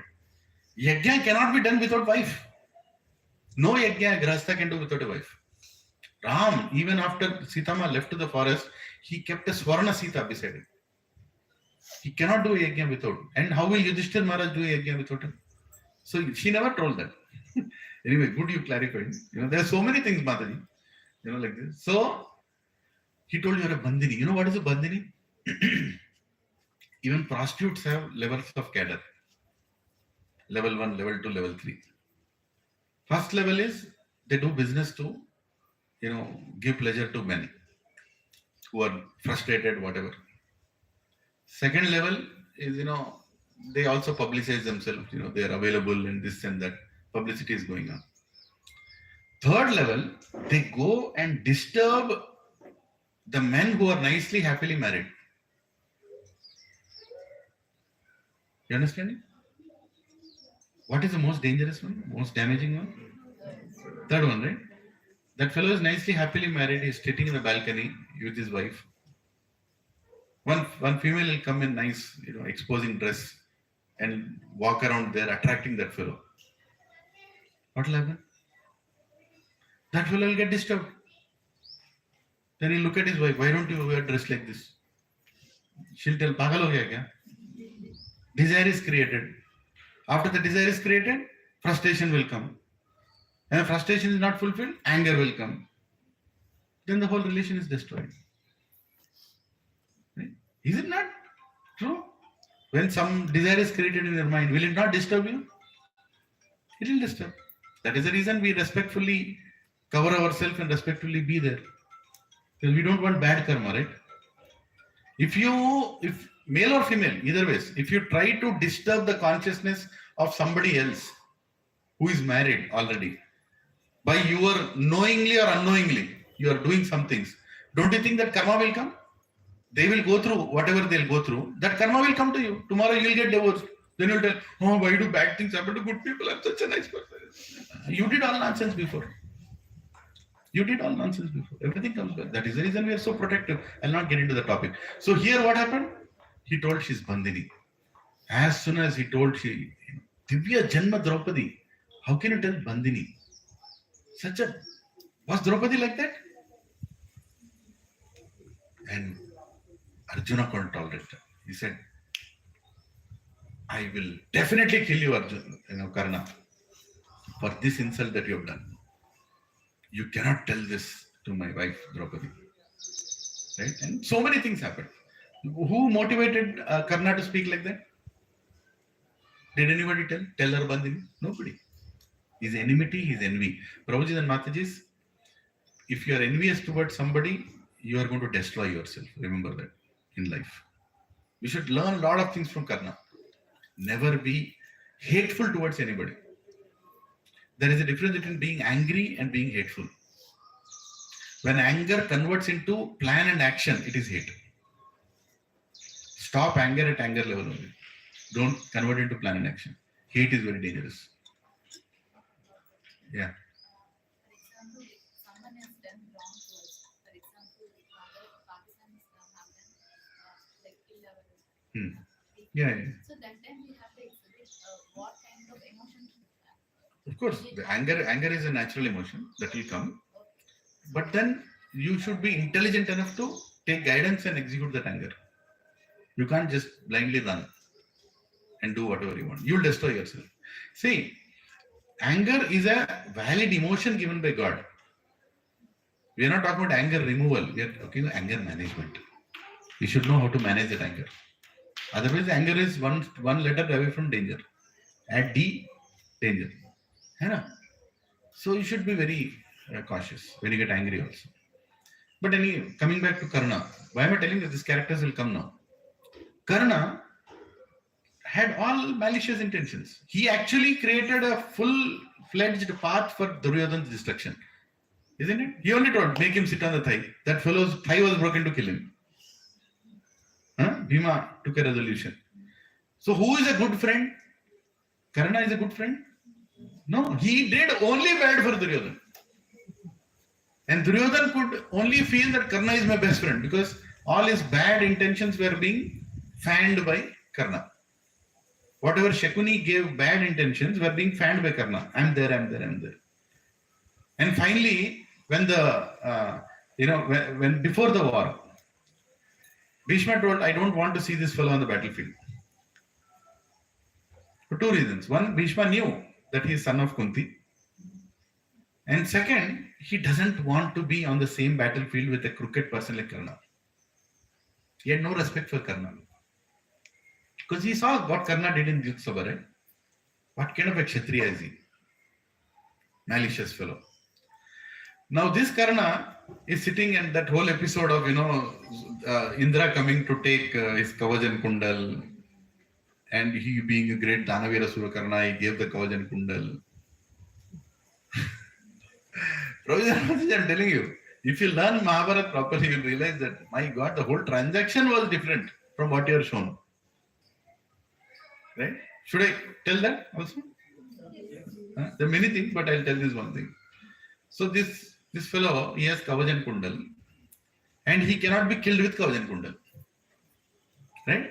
War is going on, and so many times, Arjuna shot on him, but he could never kill Karna. Because Karna cannot be killed unless Kavach and Kundal are there. But was he victorious on Arjuna even at least once? So Kavach and Kundal is stopping anybody to kill him, but Kavach and Kundal are not helping him to kill Arjuna. Did you all understand the logic? Yes. Kavach and Kundal will stop anybody to kill him. But is it giving him power to kill Arjun? No. He was always upset. And Duryodhana was very happy that he has Kavach and Kundal, so nobody can kill him, so he is always going to fight for me. So Duryodhana's eyes were first on his Kavach and Kundal. It's there, na? Okay, very good. That he was a malicious. Everybody is using each other. No friendship here. All transaction. Right? Suryadev got to know that Kavach and Kundal is going to be removed now. Indra is going to come. So he went and told that, be careful. I'm letting you know that this is going to happen. I'm your father, so I'm letting you know. He had no intention to stop it also. He just said, this is what it is, information. FYI. For your information only. Okay? And that, how is it in shown serial? Very emotional. Suryadev is crying. No crying happened there. Right? FIA दिया गया था. उसके बाद क्या है? He knew that Indra is coming. And by the way, every morning Karna will go and give anything anybody wants. Bhaiya, everybody is to do that. Even Yudhishthir, well, Sandhya time, anybody will come, he'll give. Even Arjuna, during Sandhya time, anybody will come, anything he'll give. That was Dharma of a Kshatriya. Anybody comes, they'll give. And by the way, you read the entire Mahabharata, which is 100,000 shlokas. Show me one shloka where Karna is mentioned as Danavira Surakarna. He has not done any donation except that day. Nothing special. Yo dana veera sunna. Nowhere it is mentioned. You show me. I'll be more than happy to see that shloka. उसको popular बना दिया, propaganda बना के उसको popular बना दिया. दान मतलब कर्ण. अरे who made him popular? TV serials. So now tell me the meaning of दान. दान का मतलब क्या? You don't expect anything back, right? You are giving, and you are giving with no intention of praise, no intention of respect, no intention of anything coming back, right? That is called dan. Indra came and he told, I want your Kavach and Kundal. He told, there is a shloka in Mahabharata. He told, I want Divyastra. I want Divyastra. You take the Kavach and Kundal, but I want the Divyastra. Now is this done? How are we shown in TV serial? Indra is crying. Give Kavach and Kundal, at least take this. No, there was no at least take this. He said, I want it. I want the Divyastra with which I can kill Arjun. He was very clear. Why? Because he was so envious. All along, he could never kill Arjuna in any of the battles. His Kavach and Kundal is useless. His Kavach and Kundal is useless. His revengeful attitude was so much that even if I die, make this note, even if I die, it's okay, but I want to kill Arjun. He was so envious of Arjun. He said, Lele Kavach and Kundal. Give me the Divyastra. Indra did not come with a Divyastra to give. He was coming to take the Kavach and Kundal. He didn't know that this transaction is going to happen. Right? Then I understood, my God, this fellow, I didn't know that this. Now he gave Dan and he is giving. He said, okay, take the Divyastra. But you can only use it once. Right? He also put a condition there. Right? You can only use it once, not more than once. For him, that condition was not. I mean, will you take any Divyastra if somebody says you'll only use it once? What is the meaning of the Divyastra? Meaningless, right? See, any logical fellow, if you are being given a weapon and you can only use it once, against a weapon that you can use it forever and it will never kill you, which one is more? Kavach and Kundal is more. But his enmity on Arjun was so much that he became blind. He said, no problem, one is only enough. Because my only target is Arjun. I'll kill Arjun. Give me that once. Just see the intention of Karna. He took that. Now I'll ask you about friendship. People talk about friendship between Arjuna and Duryodhana, right? Now tell me, Karna and Duryodhana, right? Now tell me, your friend is relying on you as the most important person in the war. Is that true? And your greatest weapon is Kavach and Kundal. Is that true? If he was really a friend, would he not have called or spoken to Duryodhana before giving Kavach and Kundal? बोलना तो चाहिए ना, ये Duryodhana, this thing is going to happen. And he got FYI one day before. ये मत बोलो तभी का तभी प्रभु मोबाइल नहीं था वो टाइम पे कैसे फोन करके बोले. Suryadev came and told one day before your Kavach and Kundal is going to be removed. And only if this fellow planned, oh acha, Indra is coming, I'll ask Vajrastra. I'll take that astra. He could have gone and told this to Duryodhana. Huh? So Bakra kaun bana? Duryodhana. That fellow was completely relying on this person. He had the greatest weapon in the form of Kavach and Kundal. He gave it without even discussion. And then after this whole transaction happened, then Duryodhana was like, where is your Kavach and Kundal? He said, I gave it. Whom did he give? I gave it to Indra, I got this one weapon. Duryodhana was absolutely upset. Hey, what kind of negotiation is this? Why didn't you tell me? Was he a so affectionate friend of Karna was feeling like that? No, usko bhi transaction chal raha hai na. If Karna is there, the war can never be won because this fellow cannot be killed. Now he can be killed. After he uses that weapon, he can be killed. Huh? And war shows that, he went and told Kunti, you'll always have 5 sons. Huh? You'll always have 5 sons. Even if Arjun is killed, I am there, or I am killed, Arjun is there, you'll have 5 sons. And I will not kill your other 4 sons. How many of you know that Nakul, Sahadev, Bhima and Yudhishthira also defeated Karna in the war? That is not shown. They only show Karna defeating them and telling, okay, I'm a baksh de raha hu, jao.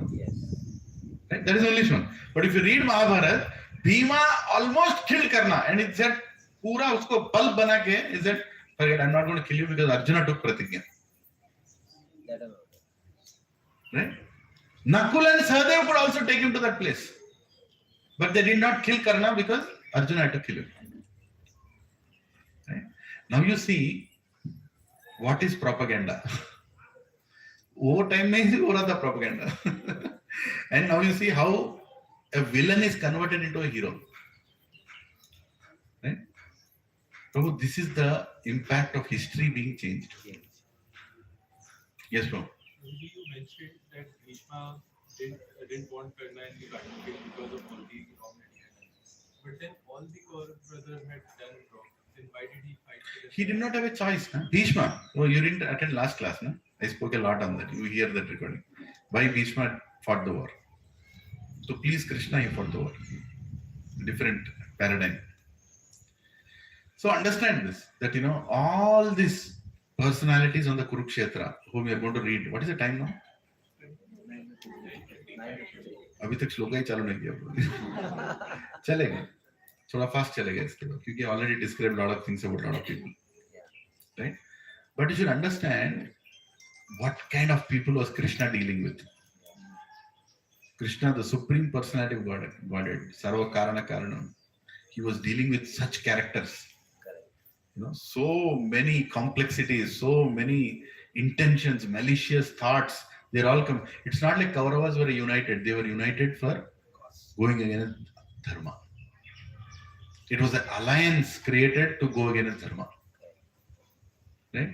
Remember one thing, when 10 people are coming together to kill one person, when 10 people are coming together to kill one person, there is something special about that person. Remember that always. It is not possible for 10 people to come together because 10 people have their own intentions, have their own ulterior agendas. No 2 people will come together. Unless God is in the center, there is no reason for 10 people to come together. If 10 people are coming together, that means against whom they are coming together, there is something special about that fellow. You should just inquire and know what is that special thing. Right? History repeats, Prabhu. Abhi bhi chal raha hai. Yeah. The same thing chal raha hai. Don't. It's Kali Yuga. It will only become worse. So what was I saying? Yeah. So Karna is like this. Now, what is the problem with Drona?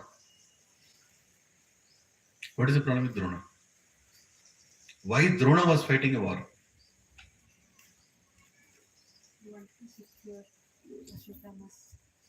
He was very attached to his son.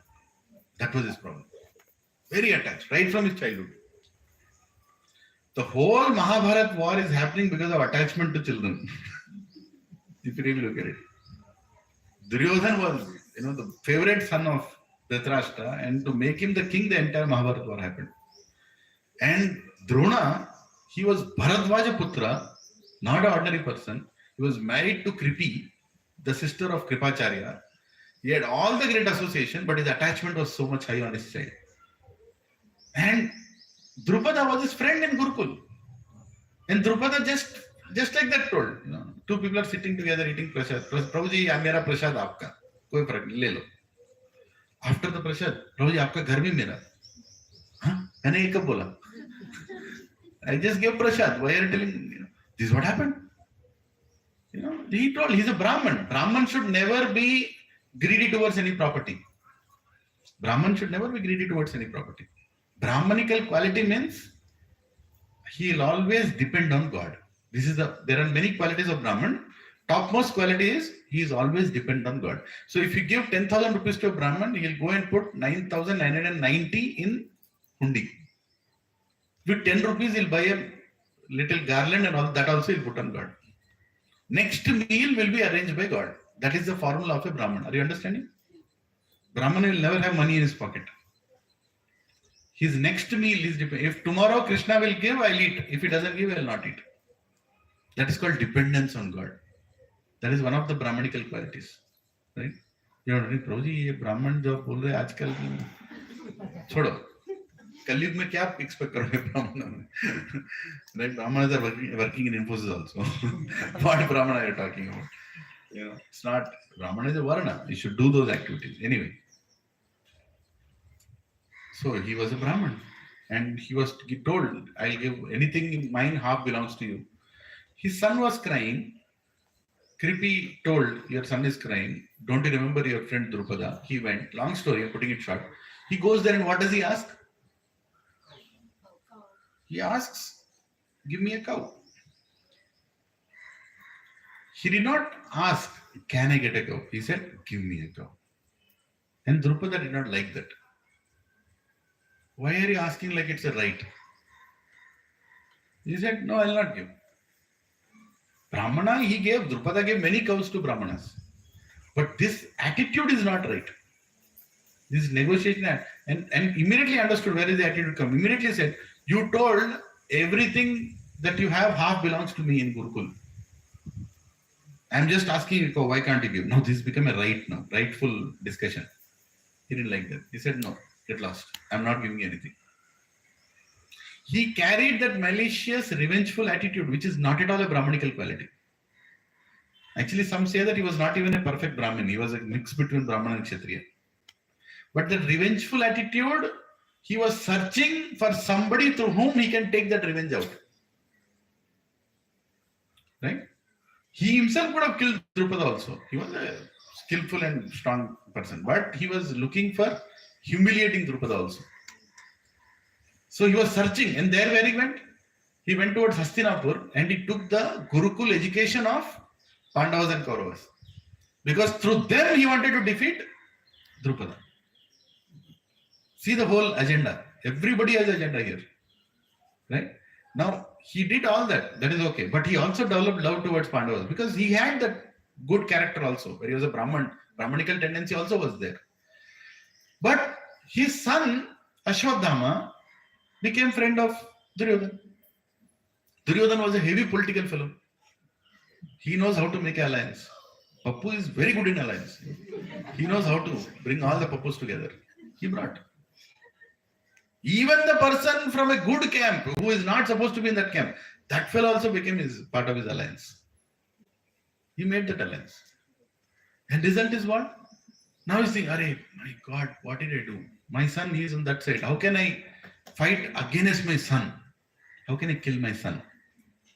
On top of that, Draupadi Swayamvar, he did not act because he was taken by shock.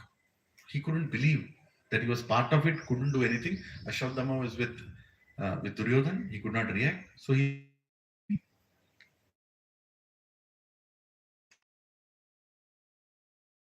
punished. So he said, okay, I'm going to fight. He knew that he will be destroyed. He knew who is Krishna. He knew who is Krishna. How can you fight when Krishna is on the other side? कोई मजाक ही बोल रहा है, right? Krishna told him also. Krishna gave opportunity to everybody. He said, you don't have to be on that side. You are their guru. But he said, no, I'm bound by my activities. I deserve to be punished for what happened in Draupadi's Swayamvar. Sorry, that's not Swayamvar. The Vastrabharan. I deserve. So he accepted. Now the problem is, he is bad, but he's standing on the side of the bad and he's very powerful. He can't be defeated. Bharadwaj Shishi cannot be defeated. And he lost his intelligence so much that he even called for Divyastra at one point to kill the Pandavas. Because Duryodhana went and instigated, like he instigated Bhishma, 5 arrows, remember? Same way he instigated even, one day he went and instigated Drona. You are actually partial towards Pandavas. You never want to kill Pandavas. They are your favorite. You are fighting on my side because of obligation. I don't believe in you. You are the what is that? Senapati now, but still you're not going to kill all that insecurity. He said, now I'm going to kill those fellows. And he started asking with Divyastra. Swayam Brahma came on the battlefield. And he told Drona, hey Drona, what are you doing? You're a Brahman. First of all, you should not be in this war right now. And on top of that, you are using Divyastra. Have you lost your mind or something? These astras cannot be used on this battlefield when common people are there. You can't use that. He didn't listen. He was arguing. Finally, he had to be subdued. And at that time, Krishna felt enough is enough. Bahut ho gaya iska. And Krishna had to bring him down because there was no way he can be brought down by any of the Pandavas also. So what did Krishna do? He called Bhima. He said, please make a declaration that Ashwadama has died. So he used that word in such a way that, he shouted, I've killed Ashwadama, I've killed Ashwadama, I've killed Ashwadama. Then Drona, if Ashwadama is dead, his entire purpose of doing the war is gone. He doesn't need to do the war. And then he said, Ashwadama is killed? I won't trust you. I'll only hear that from Yudhishthira Dharmaraj. And Krishna made even Dharmaraj tell a lie. That is Krishna. Bolo Jai Shri Krishna Bhagwan ki. Rama will not do all this. Krishna will do all this. Krishna can do anything to establish Dharma. Rama will just smash and establish Dharma. Right? So Krishna, he stood there and he told, you tell the lie. So it was a lie. He told, that Ashwadama is killed. And they made a sound also. Ashwadama, elephant is killed. When Ashwadama ding ding ding ding killed. He blew the conch shell. Krishna knows everything. And then Ashwadama is killed. Now, what did Durandava do after that? He dropped the weapons. No. This is what TV serial showed, right? Yeah. That is the problem. He started the problem. You know what he did? He sat down. He kept his astra aside and he went into meditation. Why? Even though Yudhishthir told Ashwadama is killed, Ashwadama cannot be killed. He knew that. I want to make sure that Ashwadama is killed. And he did the astral body travel. Have you heard of something like this? Yes. Buddhists, even today they do. It's a siddhi. Sitting here, I can go to any country. I can see things there and come back. This is one of the siddhi he had.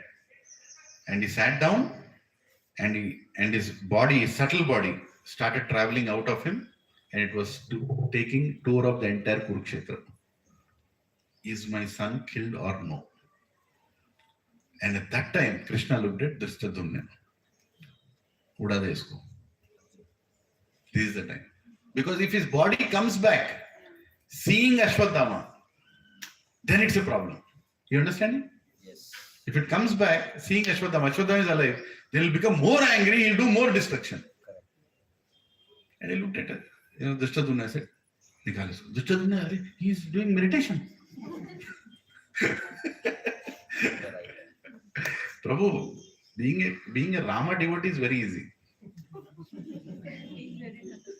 Being a Narsinga devotee is also very easy. But being a Krishna devotee is very difficult. You have to completely surrender onto him. That is the reason he says then, right? Sarva dharman parityajya mamekam sharanam braja. Keep aside all your dharma. Whatever I tell is dharma. Aham tvam sarva papebhyo moksha shyam masucha. Bolo Jai Shri Krishna Bhagwan ki. Be like Krishna in a war. Follow Krishna's tactics. Yeah, mock drill bola, Raya strategy.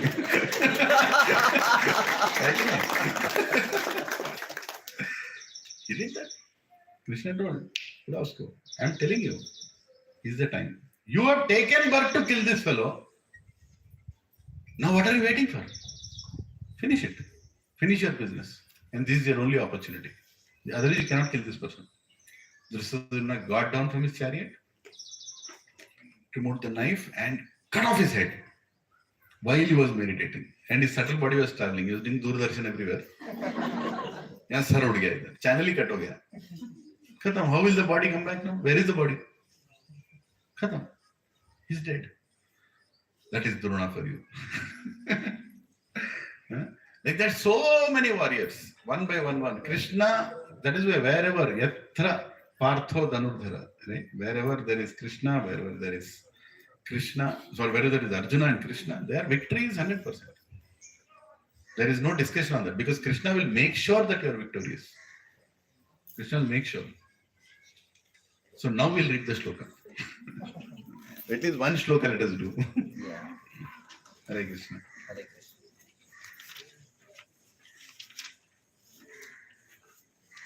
I forgot my specs today.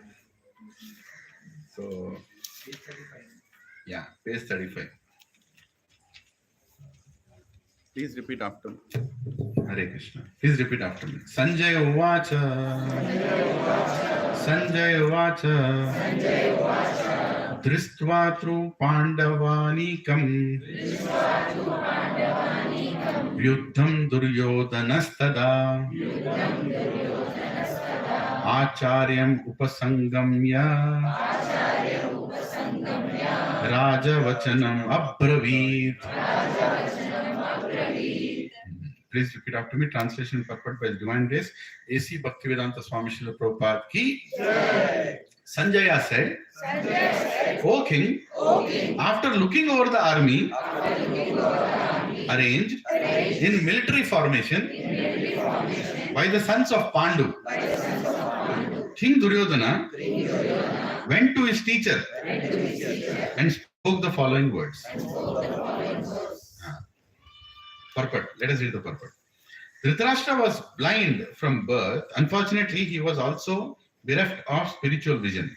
He knew very well that his sons were equally blind in the matter of religion, and he was sure that he could never reach an understanding with the Pandavas, who were all pious since birth. Still, he was doubtful about the influence of the place of pilgrimage, and Sanjaya could understand his motive in asking about the situation on the battlefield. Sanjaya wanted, therefore, to encourage the despondent king and thus assured him that his sons were not going to make any sort of compromise under the influence of the holy place.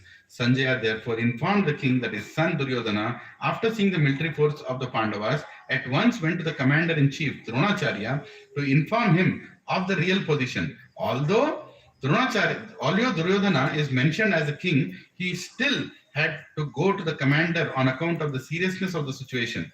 He was therefore quite fit to be a politician, but Duryodhana's diplomatic veneer could not disguise the fear he felt when he saw the military arrangement of the Pandavas. Hare Krishna. Hare Krishna. So, one second. So now Duryodhana is a heavy political fellow, right? Who is the commander-in-chief? Actually, Bhishma is the commander-in-chief. Bhishma is the Senapati, right? Bhishma is the first Senapati. He looked at Pandava army and he became scared. As soon as he became scared, he had to go and speak to somebody. Why didn't he go to Bhishma? Bhishma is the commander-in-chief, right? Because he was taught good education. Anytime a Brahmana is more respected than a Kshatriya. So he went to Dronacharya. You understood? He went to Drona because he is a Brahman. Yeah. And he went to, and he kept, he was sure about Bhishma, but he wanted to play that little political game. What was the political game? He is going to Drona because he is a Brahman, but also is angry on Drona. Why is he angry on Drona? He wanted to provoke Drona. He wanted to provoke Drona and tell what? Drona, you are the one who actually taught these people how to do the war. So I am putting you on spot. And by the way, who is the Senapati of the Pandava army? Drishtadumna, brother of Draupadi. Who taught Drishtadumna war skills? Dronacharya. Look at the parody. Drushtadumna came to Drupada, brought his son to Dronacharya's academy, and he told, "Can you teach, fighting skills to my son?" And Dronacharya also knew the only reason he took birth is to kill me. Right? Still, he gave the skills to Drushtadumna. That shows a great quality of Drona. But Duryodhana was very angry that he gave skills to even a person who is going to kill him. He's predicted to kill him, he gave skills to him also. So that is the reason he's going in actually teasing. See, people in Sattva-guna, they encourage people by praising. But people in Tamo-guna encourage people by teasing. See, I'll do. This is how people in Tamo-guna get their work done. Your boss will come and tell you, useless fellow. What is the use of your degree? Can't do even this. Then what will you do? I'll do it now. Right? The same boss can also come and tell, you have done excellent job earlier. I think if you do a little better, this report will be even nice. What do you say? This is called boss in Sattva-guna. Boss in Sattva-guna, boss in Tamo-guna. Boss in Rajo-guna, he will sit with you, he will also do that work. Mode of passion. Micromanagement mode of passion. So anyway, you can see this Tamo-guna, Rajo-guna and Sattva-guna. There is a whole session on, how many of you finished the session 1 of SSR as homework that I sent?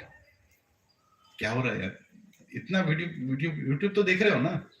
Just see this one more video. I sent it last week. It is important because the concept that I am talking about, Sattva-guna, Rajo-guna, Tamo-guna, you will not understand unless you see that. Right? There is a whole elevation of class 1, class 2, class 3. So this week we'll send, does God exist? But before that, please finish in search of happiness. Will you do that? Yes. Praman karke? Yes. Yeah? Bolo? Yes. Dekho ji, please. It's education. We are not doing a time pass. We are all, and whatever katha that I told is also relevant to Mahabharata and Bhagavad Gita. That is the reason I told that katha.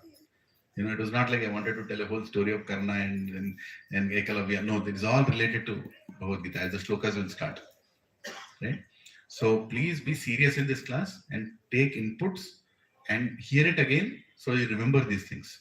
And please finish those SSR sessions also. Some of you did not attend, you better finish those.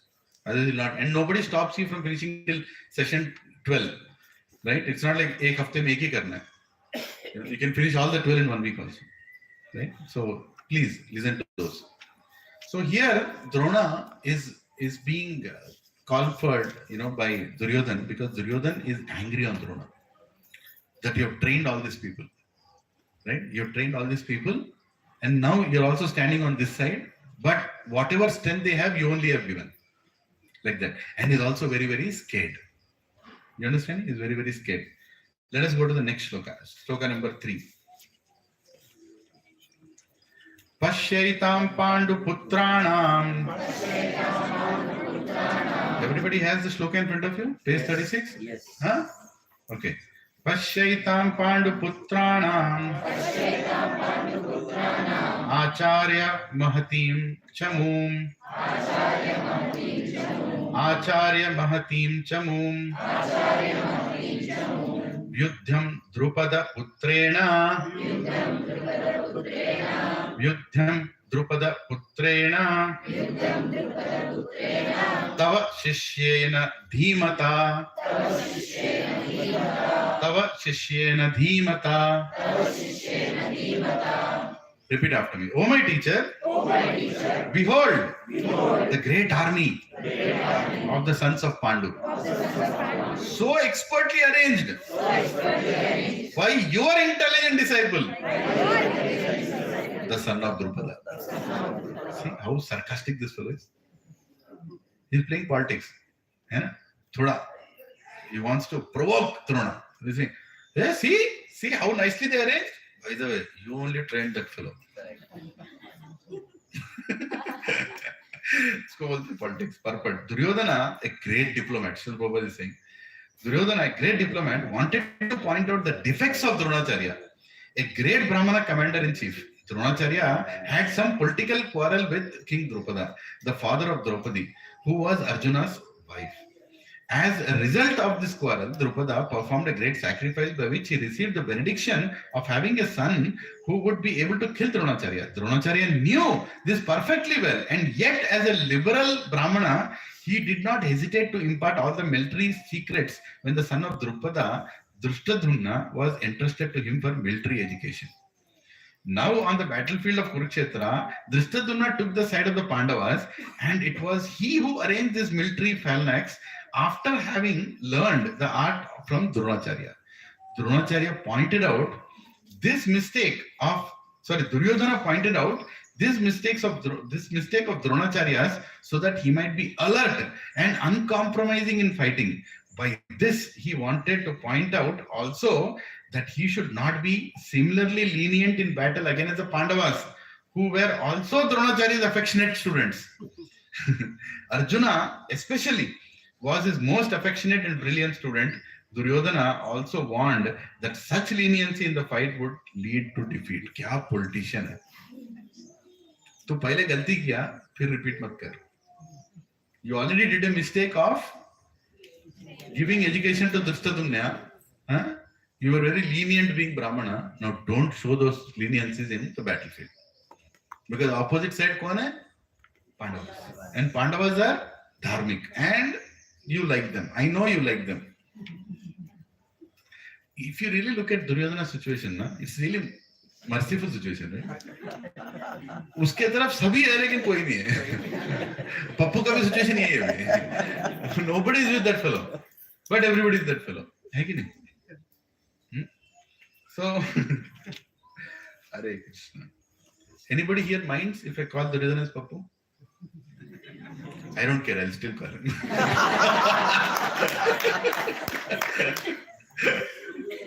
Because Anurag Prabhu likes when I call it. I see a big smile on Prabhuji's face. Prabhuji का उम्र बढ़ जाता है every time I tell Prabhu. Duryodhan का नाम और खराब हो गया. दुर्योधन का नाम भी खराब कर रहे हैं. Hare Krishna. This is like comparing it. अत्र सुरा महेश्वस भीमार्जुना समायुधि युयुधानो विराटश्च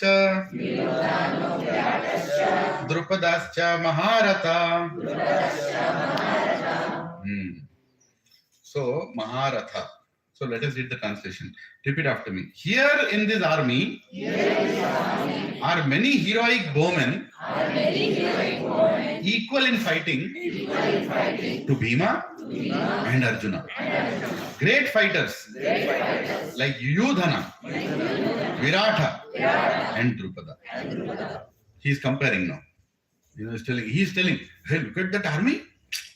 There are many people, not only Bhima and Arjuna. There are many people equal to Bhima and Arjuna. He is telling whom? Who is he telling all this? Drona. Right? Now, why is he telling Bhima and Arjuna's names? Because he is not able to sleep in the nights. Simple, no? That fellow is not getting proper sleep also. Because in the night he can only think of Bhima coming and breaking his thigh. Arjuna coming and smashing the entire army. Right? He cannot sleep. That is the reason immediately, hey, look at that army. Bhima and Arjuna? No. Many others are powerful like them also. Like that he's saying. And he's saying there are many, many Maharathis. Now, what is a Maharathi? Even in Kshatriyas, there are different levels. Please repeat after me. Artharathi. Artharathi, Maharathi, Athirathi.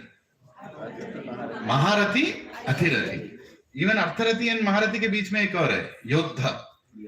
Right? Yodha. What is Artharathi? Okay, let me go with reverse. Artharathi means the one who can kill unlimited people. Artharathi means he can single-handedly kill unlimited people. So you can't give that designation to anybody and everybody. You can't call yourself Artharathi. No. Artharathi means he can kill unlimited people. He is very, very powerful. Maharathi means he can kill 10,000 people at once. He has a power to kill 10,000 people. That's when you call somebody as Maharathi. Yodha means he will kill at least one person, one fellow. One on one. he can go have a fight with one person and kill that fellow. Okay, na? And Artharathi means even one fellow he can't kill. He'll struggle to kill even one fellow. Right? Artharathi. So here he is telling there are many Maharathis on the other side. Right? Who can kill more than 10,000 people at a time. Like that he was saying. Yeah. And here he is talking about Yudhana. Yudhana, Satyaki. Yudhana is another name of Satyaki. And Satyaki is on the side of, actually comes from Dwarka. He is part of this army because of the negotiation. Narayani Sena ke sath aa gaya. And Virata. Virata is their uncle. You know that who is Virata, right? He is the uncle of Nakul and Sahadev, who was cheated by Duryodhana. When he was coming to the camp, he was given seva and he thought Pandavas are giving the seva. And Duryodhana made sure that he gave the seva and finally told, because you took seva from me, you have to fight on my side. Right? No, wait a second. No, what is his name? Virata. No, not Virata. Who was the charioteer of Karna? Shalya. No, that is Shalya. Virata is another person. Virata is correct only. He is on the side of Pandavas only. Shalya was the person. Shalya was the uncle of Nakul and Sahadev. And he was coming to the war to fight with on side of Pandavas. But on the way, he arranged for a lot of nice accommodation, everything, Duryodhan. And he made him feel that that camp is of Pandavas. And he didn't realize that he took the services. By the time he came, he told that, oh, thank you for taking services from me. So why did he take services from you? You are my enemy. I am coming to fight on behalf of Pandavas. Then he said, it's okay. You can leave and fight. No, I have become Rini of you. I have to fight on your behalf. No. See, that is how moral the Kshatriyas were at that time. I can't fight with you if I am obligated to you in any way. इसलिए बोलते हैं ना, घर का नमक मत खाओ. If you are if you are enemy of somebody, don't eat even salt in his house. No, you should not be obligated in any way. Then only you can go against him completely. But then Krishna told him, don't worry, you be on their side, you'll be more useful to me. So when he became the charioteer of Karna, he gave so much hell and so much nonsense for Karna. Karna was literally praying that, why did he come on this side?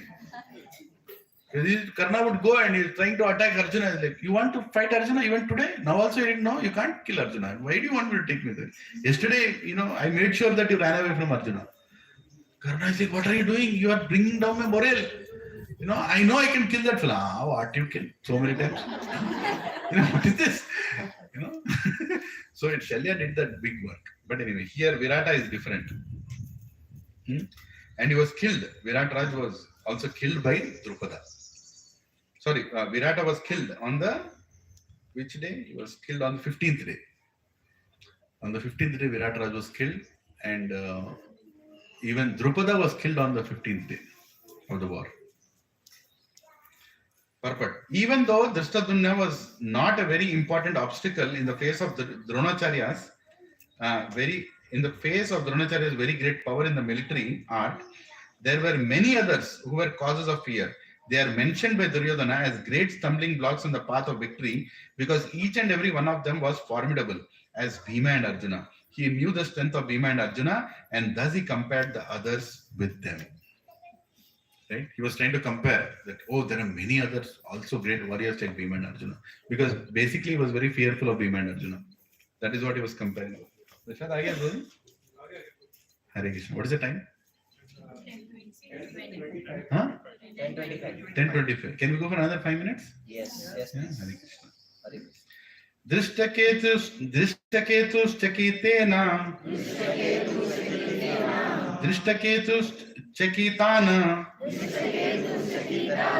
Kashi Rajyascha Viryavan Purujit Kunti Bhodascha Saibhyascha Narapungava. Repeat after me. Translation. There are also great heroic, powerful fighters like Drishtaketu,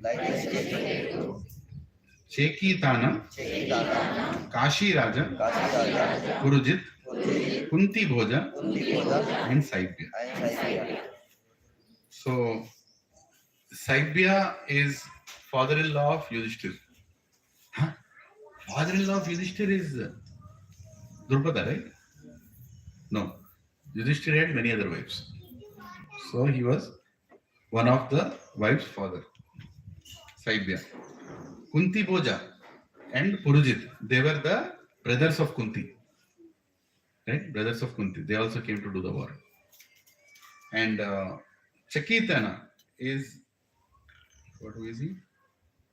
He is also Yadava, comes from the Yadava dynasty. Chakitana. And Drishtaketu. Drishtaketu is son of Shishupal. Right? You know Shishupal ji, right? Who is Shishupal?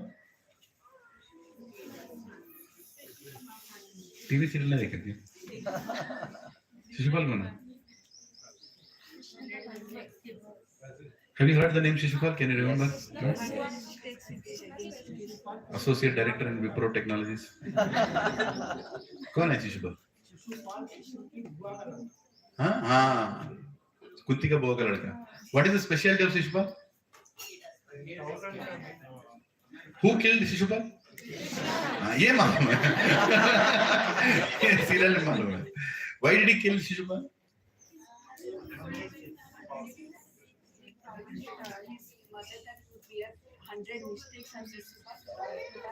He promised his mother.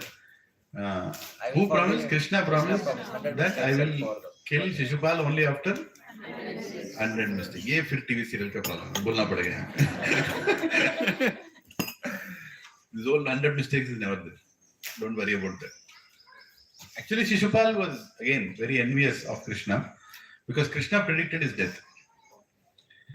How? Because when Shishupal was born, he was born with another, 2 hands and 2 legs like that.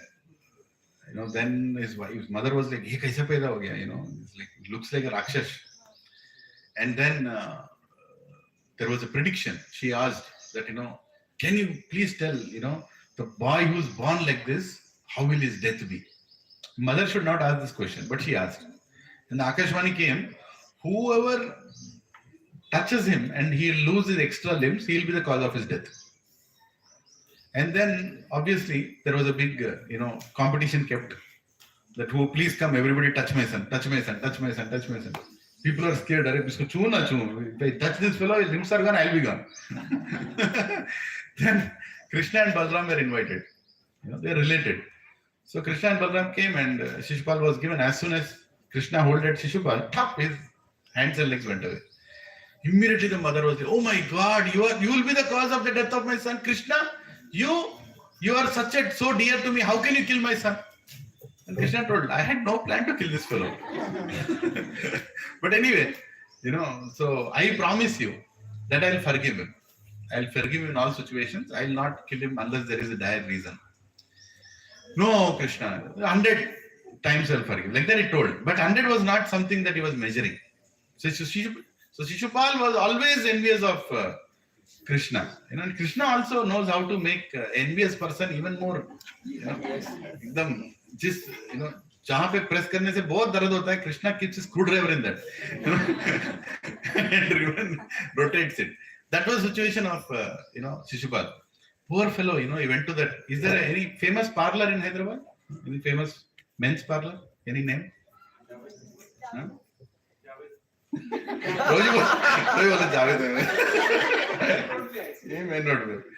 So Shishupal went to Javed parlor. He changed the hair straightening, pura, powder laga ke, because he was going to get married to whom? Rukmini. Poor fellow was ultimately got an arrangement. He was going to get married to Rukmini, her brother Rukmi. He felt he was envious of Krishna and said, "Rukmi, Rukmini, you have to marry this fellow Shishupal." Shishupal, "Mera marriage? Mera marriage? Arre baap re. And my marriage with whom? Rukmini. Rukmini is who? Swayam Lakshmi Devi. How can you get married to Rukmini? You can't get married to Rukmini." We'll end this shloka here. We'll stop here today. We'll just end with this. So, this fellow was like, I'm going to get married to Rukmini and this and that. Rukmini was always, naturally, eternally, is part of Krishna. Lakshmi Narayan ko koi alag nahi kar sakte. So she appeared, Lakshmi Devi as an expansion, she appeared. And she is waiting to get, associate with her beloved again as Krishna. And she used to hear a lot of Leelas of Krishna. Even sitting in Vidarbha Desh, whenever anybody used to come from Mathura, travelers, she used to hear about Krishna. And she was so naturally attracted to Krishna. And she wanted to marry Krishna. And she told her brother that I want to marry to Krishna. She told her father also, I want to marry Krishna. Father told immediately, yes, Krishna is the best alliance. I want to marry. But Rukmi, her brother, was very envious. Har ghar mein villain hota hai. So that fellow said, no, you cannot marry. In fact, he made sure, because he was a friend of Jarasandha. And Jarasandha is a friend of Shishupal. Right? All the alliance people are on one side always. So he told, that, okay, so my friend's friend can marry you. Shishupal can marry you. Shishupal, all the people of Vidarbha like, Shishupal se marriage karoge? Shishupal was very, very happy that I'm going to get married. So the first ever beautiful love letter was written by Rukmini to Krishna. That please, come and marry me. If you're not going to marry me, I'm going to leave my body. I will die. There is no way under the sun, anybody except you. It was not like Shishupal ke saath, no. Anybody except you. I can't, serve anybody else. So she gave it to a Brahman, and that Brahman went to meet Krishna. And at that time, what was Krishna doing? He was doing war with Jarasandha. He was throwing. Jarasandha was one character. He would accumulate all the, nonsensical people on the planet, bring them all in front of Krishna. Krishna will kill all of them, leave this fellow. Go. Phir jaake. 18 times. Can you believe? Ek bar, theek hai. He brought so many people.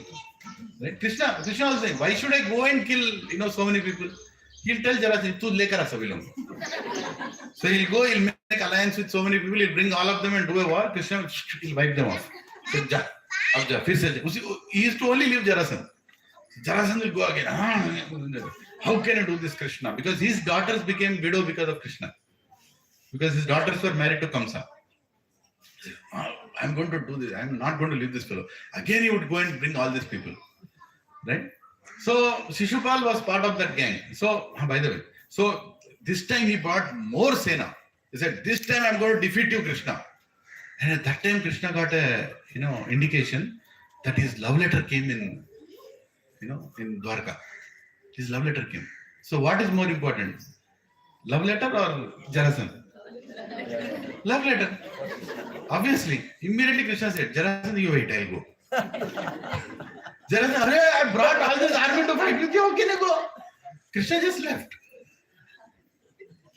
Krishna does anything, it's popular problem.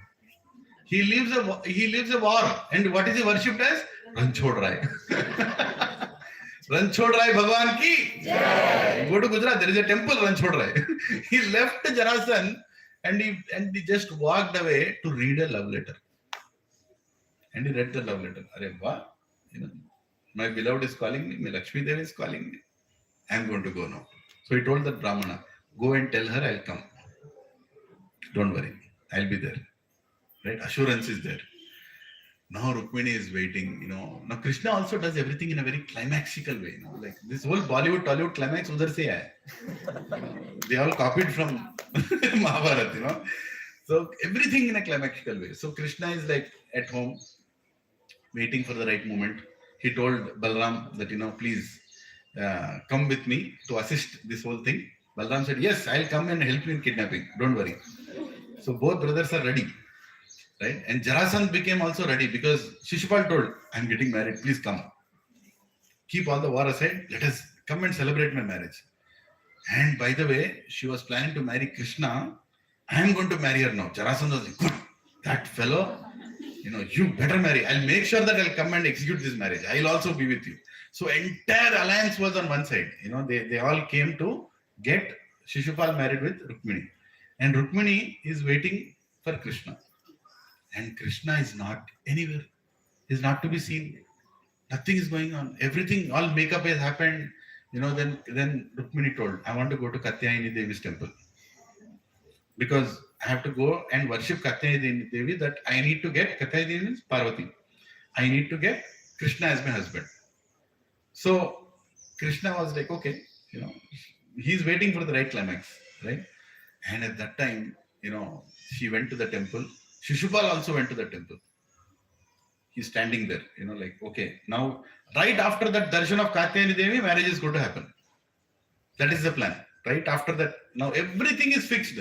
Jarasandh is there, Shishupal is there, so many, our gang is there, our brother Rukmi is there, sabhi log hai. And Rukmini is just walking into the temple. Till now, Krishna is not to be seen. Where is Krishna? Nobody knows. Can you imagine the suspense? Right? So Krishna is not to be seen. Rukmini goes, she worships Katyayani Devi, and she tells, please, please fulfill my desire. And she comes down and she's standing. Rukmini is few feet away from Shishupal. Shishupal is thinking, I should hold her hand now. Can anybody hold the hand of Lakshmi Devi? Impossible. Even Ravana could not. Even Ravana could not hold the hand of Sita. Maya Sita came. Right? Now he's thinking, just imagine that fellow's fortune. First time he's getting married. Full makeup ho gaya. Entire kingdom is watching. मैं किसी का कभी कचरा करना है तो ऐसे time पे करना है. Like literally उसका इज्जत निकालना है तो ऐसे टाइम पे निकालना है. Krishna just comes before this fellow thinks, okay, I'm going to hold the hand of Rukmini Devi. Rukmini Devi is absolutely relaxed. Krishna comes like a flash on a chariot. Tells Rukmini Devi, please come here. And Rukmini enters the chariot. And Krishna says, you drive the chariot. Right? And this Shishupal could not do anything. He was just stuck by shock for what is happening. First of all, you cannot come in that arena. The whole thing is surrounded. Jarasandha has already brought all his gang. There is no way anybody can come in between. From where did this fellow come? He comes like a flash, asks Rukmini to come inside. Rukmini goes and says, you drive. Right? And Rukmini is so happy. That my beloved has come, Krishna has come. And Krishna just drives and nicely goes out of that arena, and everybody are just looking at him, what is going on. They're not able to digest what is happening. You can't do that, right? Pura hi kachra kar diya. And as soon as they realized what happened, Balram came with the army and started smashing everybody. What is this? And then Rukmi said, no, I will go and, Shishupal, you wait, tera izzat pura nahi gaya, I'll take care. I'll go and get, my sister, don't worry. He chased Krishna out and finally came in front of Krishna, and Krishna told Rukmi, I'm going to kill this fellow. And Rukmini told, no, he's my brother. So Krishna shaved his head and said, this is your punishment for doing such a wrong thing. How can you wed your sister to somebody she doesn't like? I wanted to prove this to the world, that never a woman can be wed to somebody that she doesn't like. It is not allowed. And then, of course, so itana kachra ho gaya Shishupal ka just thing. At his birth, Krishna came and removed his limbs and told that I am the reason. Finally, he said, okay, compromise ho gaya usse. He is going to get married. He took away his to-be wife. So Krishna was very envious of, Shishupal was Very envious. very envious of Krishna. So finally, when Krishna was declared to do the Agra Puja in Rajsur Yajna, after the whole Yajna is over, now this is a very important point. After the whole Yajna is done, what is Rajsur Yajna? The whole world has to agree that you are the king. That is Rajsur Yajna. And everybody, willingly or unwillingly, they accepted. Because there was a whole gang that was not ready to accept Yudhishthira as a king. But still, they accepted. Because ultimately, Hastinapur is one family. Let's not go against them. We'll accept it. Duryodhana was not accepting, but he looked at his father and said, okay, no problem. Yudhishthira was thrown as the emperor of the planet, in a way. At that time, he had to do the puja, Agra Puja. Agra Puja means first puja. Who should he be done? There was everybody. There was Brahma, Shiva, Indra. Everybody were there in the assembly. And all the sages told, when Swayam Narayan is here, where is the question of doing worship of anybody else? So people recognized who is Krishna. But in spite of people recognizing, still people are not agreeing. Today also the same situation, right? Everybody knows who is God, but people still talk all nonsense. That time also the same nonsense was there. So when Krishna was brought, that we have to do that, Vyasa, Vyasa, all Vishwamitra, all Munis said Krishna is the first person to be worshipped because it's Swayam Narayan. So Krishna was meant to sit and the puja started. And immediately after that, now this was like the peak of insult, right? This fellow is also a king. He is not being worshipped, he is not being throned or anything. And Krishna, the most envious person, because of whom he could not get married, because of whom he was insulted, because of whom, his mother felt that he'll ultimately kill me, then he became very angry. Then he started shouting on Krishna. Taka, taka. He started using all filthy words on Krishna. God always looks at us like his children. Sometimes when the son comes and shouts at the father also, father feels happy. He's my son only, na? Huh? You are shouting like this also. Father feels that connection with his son. Are you following? Krishna was not getting angry on Shishupal. Krishna was not even counting also. Even movie serials was counting. 64 next, 65 next. ऐसा कुछ नहीं हुआ. Krishna was enjoying when he was shouting. तू चोर है. I was a big robber. तू सुअर है. I was Varaha Avatar in past life. Yes, go on. तू ये है, तू वो है. Krishna was enjoying that. But Krishna was not. How can we be so great that we can insult God? We cannot be so great that we can insult God. God is great, Achyuta, right? So he cannot bring him down. God, he cannot bring him down. So Shishupal was going on shouting. Krishna was enjoying. Acha, ye bhi bol, no problem. He was just looking at Shishupal and he was laughing and he was not getting affected. Then Shishupal felt, isko to kuch farak hi nahi pad raha hai. I'm shouting at this fellow. He's simply smiling. Then he felt, okay, I am going to shout at people that he likes. Then he started shouting at Bhishma. Bhishma, your entire pratigya is useless. You are a big dhongi. Immediately Bhishma got up. How do you dare? Krishna said, no, wait, I'll take care. He's shouting at you because he wants me to become angry. Take it easy. He shouted at Drona. He shouted at everybody in the assembly. And Krishna was like, just calm down. But one person, Krishna could not make him calm down. Who was that? Bhima. Who told that? Bhima was one person whom even Krishna can't control. Bhima was like, hey, Krishna, he insulted you. You are our most dear. That itself is a big problem for me. He's insulting my entire family. He's insulting my grandfather. He's insulting my guru. What is this? Krishna, I can't stop myself. Krishna said, wait, Bhima, just wait. I'll take care of this fellow. When the right time will come, I'll take care. He was enjoying, Krishna was enjoying, but Bhima was not stoppable. So Bhima literally got up to kill that fellow. At that time, Krishna understood, now is the time to kill Shishupal. Why? Not because 100 number. That is what is shown in the serials and movies, right? Not because 100 number. Because if blood falls on the floor in Rajsuri Yajna, the entire Yajna will be called void. The whole Yajna is unsuccessful. Rajsuri Yajna means what? Peacefully everybody agreed for the ruling of the king. Peacefully agree. If blood fell means what is the meaning? Somebody is objecting. Not everybody has agreed. Until either you agree or you die. That is done all before the yajna. But during the yajna or finishing of the yajna, you can't see any blood. So Krishna understood. If Bhima punches this fellow, his teeth will break, all blood will fall on the floor. So he has to be killed in a way that blood doesn't fall. So he called Sudarshan. In the history of surgery, I don't know, you can say, the head was removed without even a drop of blood to fall. That is how Krishna killed him. Right? His head was removed, body fell, not a single drop of blood came out. Clear surgery, and his head was thrown away. And at that time, the whole kingdom was like shocked. Arey, kya ho gaya? Krishna said, no problem. Rajsuri is still successful.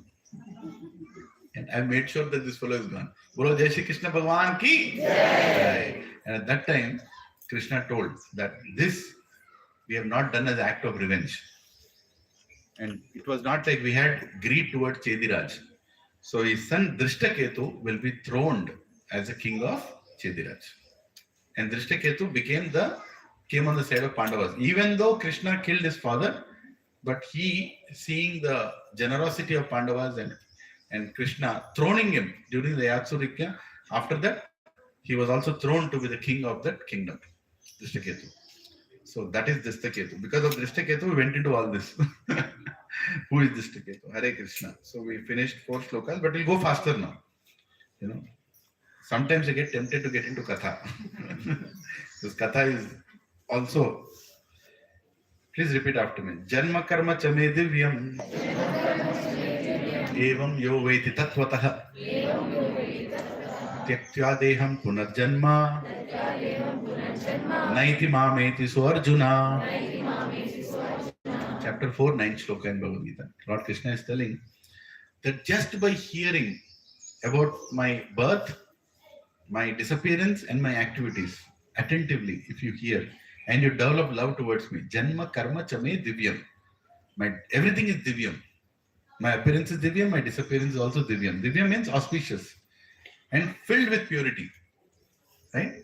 Just by hearing my appearance and disappearance, Janma karma chame divyam evam yoviti tatvatah. You'll understand my tattva.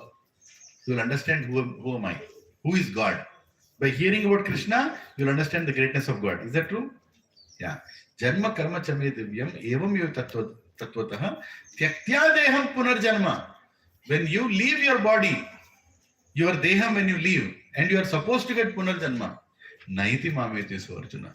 The one who hears my activities, my pastimes, and understands me will not take birth again. Haribol. That is the reason we discuss Krishna Katha. Right? So that we discuss about him, we hear about him, we get attracted to him, we see how many things he has done for his devotees, for Pandavas, how many things he did, so many politics he handled, so many crooked people he handled, right? So many times, so many issues he handled. For what Krishna has handled, you will know more and more in the future, right? As we get more and more into the Katha and to the Shlokas. So the beginning part is all introduction of Kshatriyas everywhere, right? So next week we'll continue. So any questions, Prabhuji and Mataji? No questions? What is in Prashad? Is that a question? Okay. So my humble request. Yes, Mataji, you have a question. Prabhuji, I've always wondered what did Draupadi do to go through the humiliation that she's called in a sabha like that? And does that bring the value of women down in our society? Well, there are some great people. Very good question, Mataji. Some great people become great because of the sacrifices they make, not because of the power they have. Greatness of a person is known by how we can tolerate provoking situations. Can you repeat after me? Yes. The greatness of a person can be known by how one can tolerate provoking situations. And provoking situations, how one tolerates, makes a person great. So Draupadi is a great person. She was chosen by Krishna for this role, where she had to go through an insult which no woman should never face. But I cannot say Krishna retaliated it. Nobody can retaliate for what she went through. Her sons were killed, in the middle of the night, and she forgave the killer. And even Krishna was surprised. How can you forgive this? Krishna brought Ashwadhama, kill this fellow. And Draupadi said, no. I know the pain of my son dying. I know the pain of my son's dying. Kripi's only son is Ashwadhama. I don't want his mother to go through the same pain. My God. When Krishna heard this, his heart melted. What a great personality is Draupadi. Right? Nobody can do that. So, they are great personalities. And they go through some, like Bhishma also. He went through so much to please Krishna. He's a great example. And Draupadi, Divya Janma Draupadi. Right? Most purest of the pure. And the great Sakhi of Swayam Bhagwan, Krishna. So we cannot compare her with today's woman or today's anybody. Today's men or women, doesn't matter. We can't compare these great personalities with today. We are not qualified. At the same time, we cannot say that Draupadi went through it, somebody else also has to go through it. No. Or we cannot retaliate also. We only have to learn the lessons out of these things. Did I answer? Yes, thank you. Yeah. Very good. Yeah. Any of these characters, you should learn the lessons. And they're actual incidents, the history. This is not mythology. Remove the word mythology from your dictionaries. That is also one of the astra of British. This is history. Mahabharata is not mythology. It is history. Our history. Like that. Hare Krishna. So tomorrow is Narsingha Chaturdashi. the appearance day of Lord Nrsimhadev. And how many have come to or know that there is a place called Bhakti Center here? Yeah, Hare Krishna. So please come tomorrow. Tomorrow evening we'll have Abhishek of Nrsimhadev. Abhishek, you know what is Abhishek, right? All the Panchamrit and all that. You will get an opportunity to do Abhishek if you come on time. 5:30 dot the Abhishek starts. 6 o'clock dot the Abhishek gets over. And you can cook something for Nrsimhadev. Nrsimhadev is fine Krishna. Keshava Dhrita. Right? The same Keshava comes as Nrsimhadev. So please, you can cook something nice, sweet or some, many will do upavas until on the appearance day of such God, Krishna appeared in the midnight, so we do upavas till midnight. Upavas means some people don't have anything including water. Some people have water, some people can have fruits. If you can't, if you're working in software, please eat something, otherwise you'll die. Your bodies are already gone. So, you can have Ekadashi, like Sabudana or Samo, like fasting related thing you can have. Just maintain the fast, chant more number of rounds. Hare Krishna, Krishna Krishna, Hare Hare, Hare Ram, Ram Ram, Hare Hare. Chant more rounds. And you can come in the evening, we'll have Narsingha Katha, right? Lord Nrsimhadev, how he appeared and how he saved his devotee Prahlad. You can hear that. Many places it's been celebrated. You can also go to any other ISKCON temple if it's nearby. ISKCON Abbots, ISKCON Secunderabad, ISKCON Attapur, right? Many places you can go, or you can also come to Bhakti Center and you can participate. Okay? Tomorrow is Narsingh Chaturdashi. Narsingha Bhagwan ki Jai. And we'll also sing Narsingh Arti at the end of the session. Why? Because Nrsimhadev came to save his devotee Prahlad. There is a little Prahlad sitting inside all of us also. Trying to become Prahlad. Thoda. But the Prahlad is so small that if Mayadevi comes, he'll run away. So we want to save that little Prahlad inside us. So we are praying to Lord Nrsimhadev at the end of satsang that please keep me in this satsang. Please keep me motivated to come to this satsang. Don't allow my mind to get diverted. And let me learn Bhagavad Gita methodically. Hare Krishna. Hare Krishna. Hari Bol. So we'll ask Prabhuji, our Narsingh Arti expert. Yes, Mati?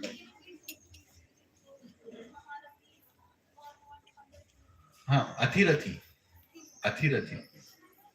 Athirathi means unlimited. Maharathi means 10,000. And Yodha means one-on-one. Artharathi means popular. Not even one. Okay, no? Why are you asking, Mati? You're not married yet, right? If you're married, your husband will be scared, Why is she asking Athirathi Maharathi? What is she? Just joking. Hare Krishna. Just kidding. Hare Krishna. ठीक है आप गाओ. एक minute.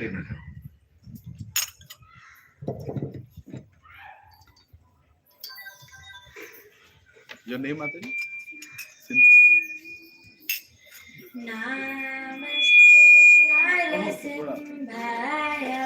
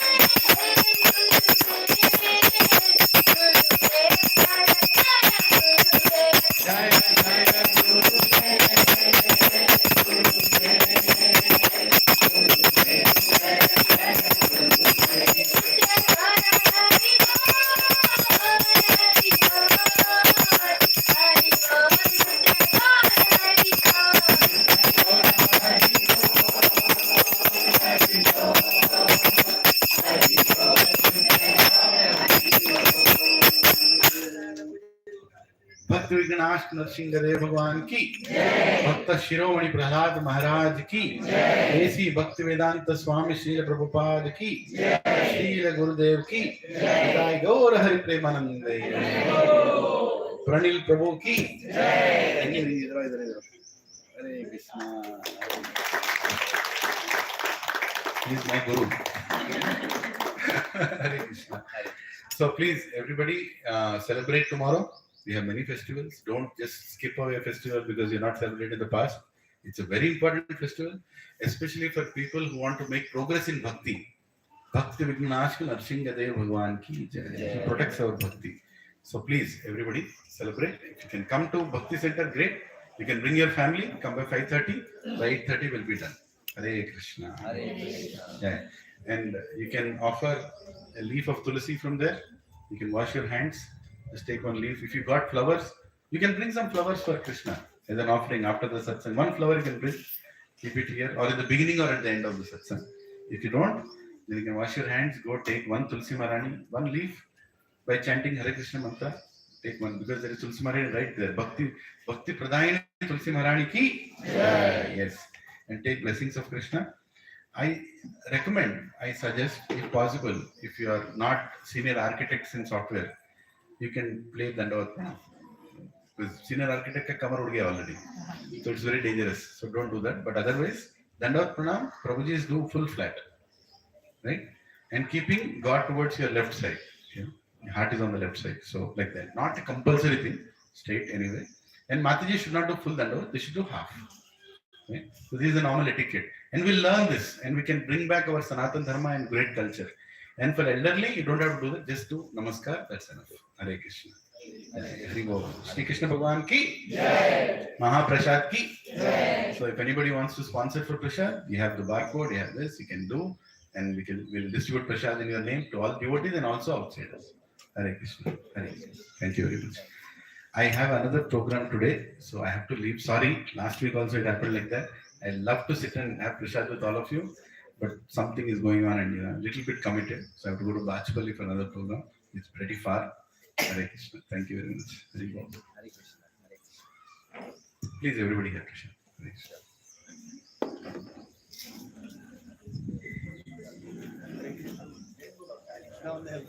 Okay, bro. Lot better.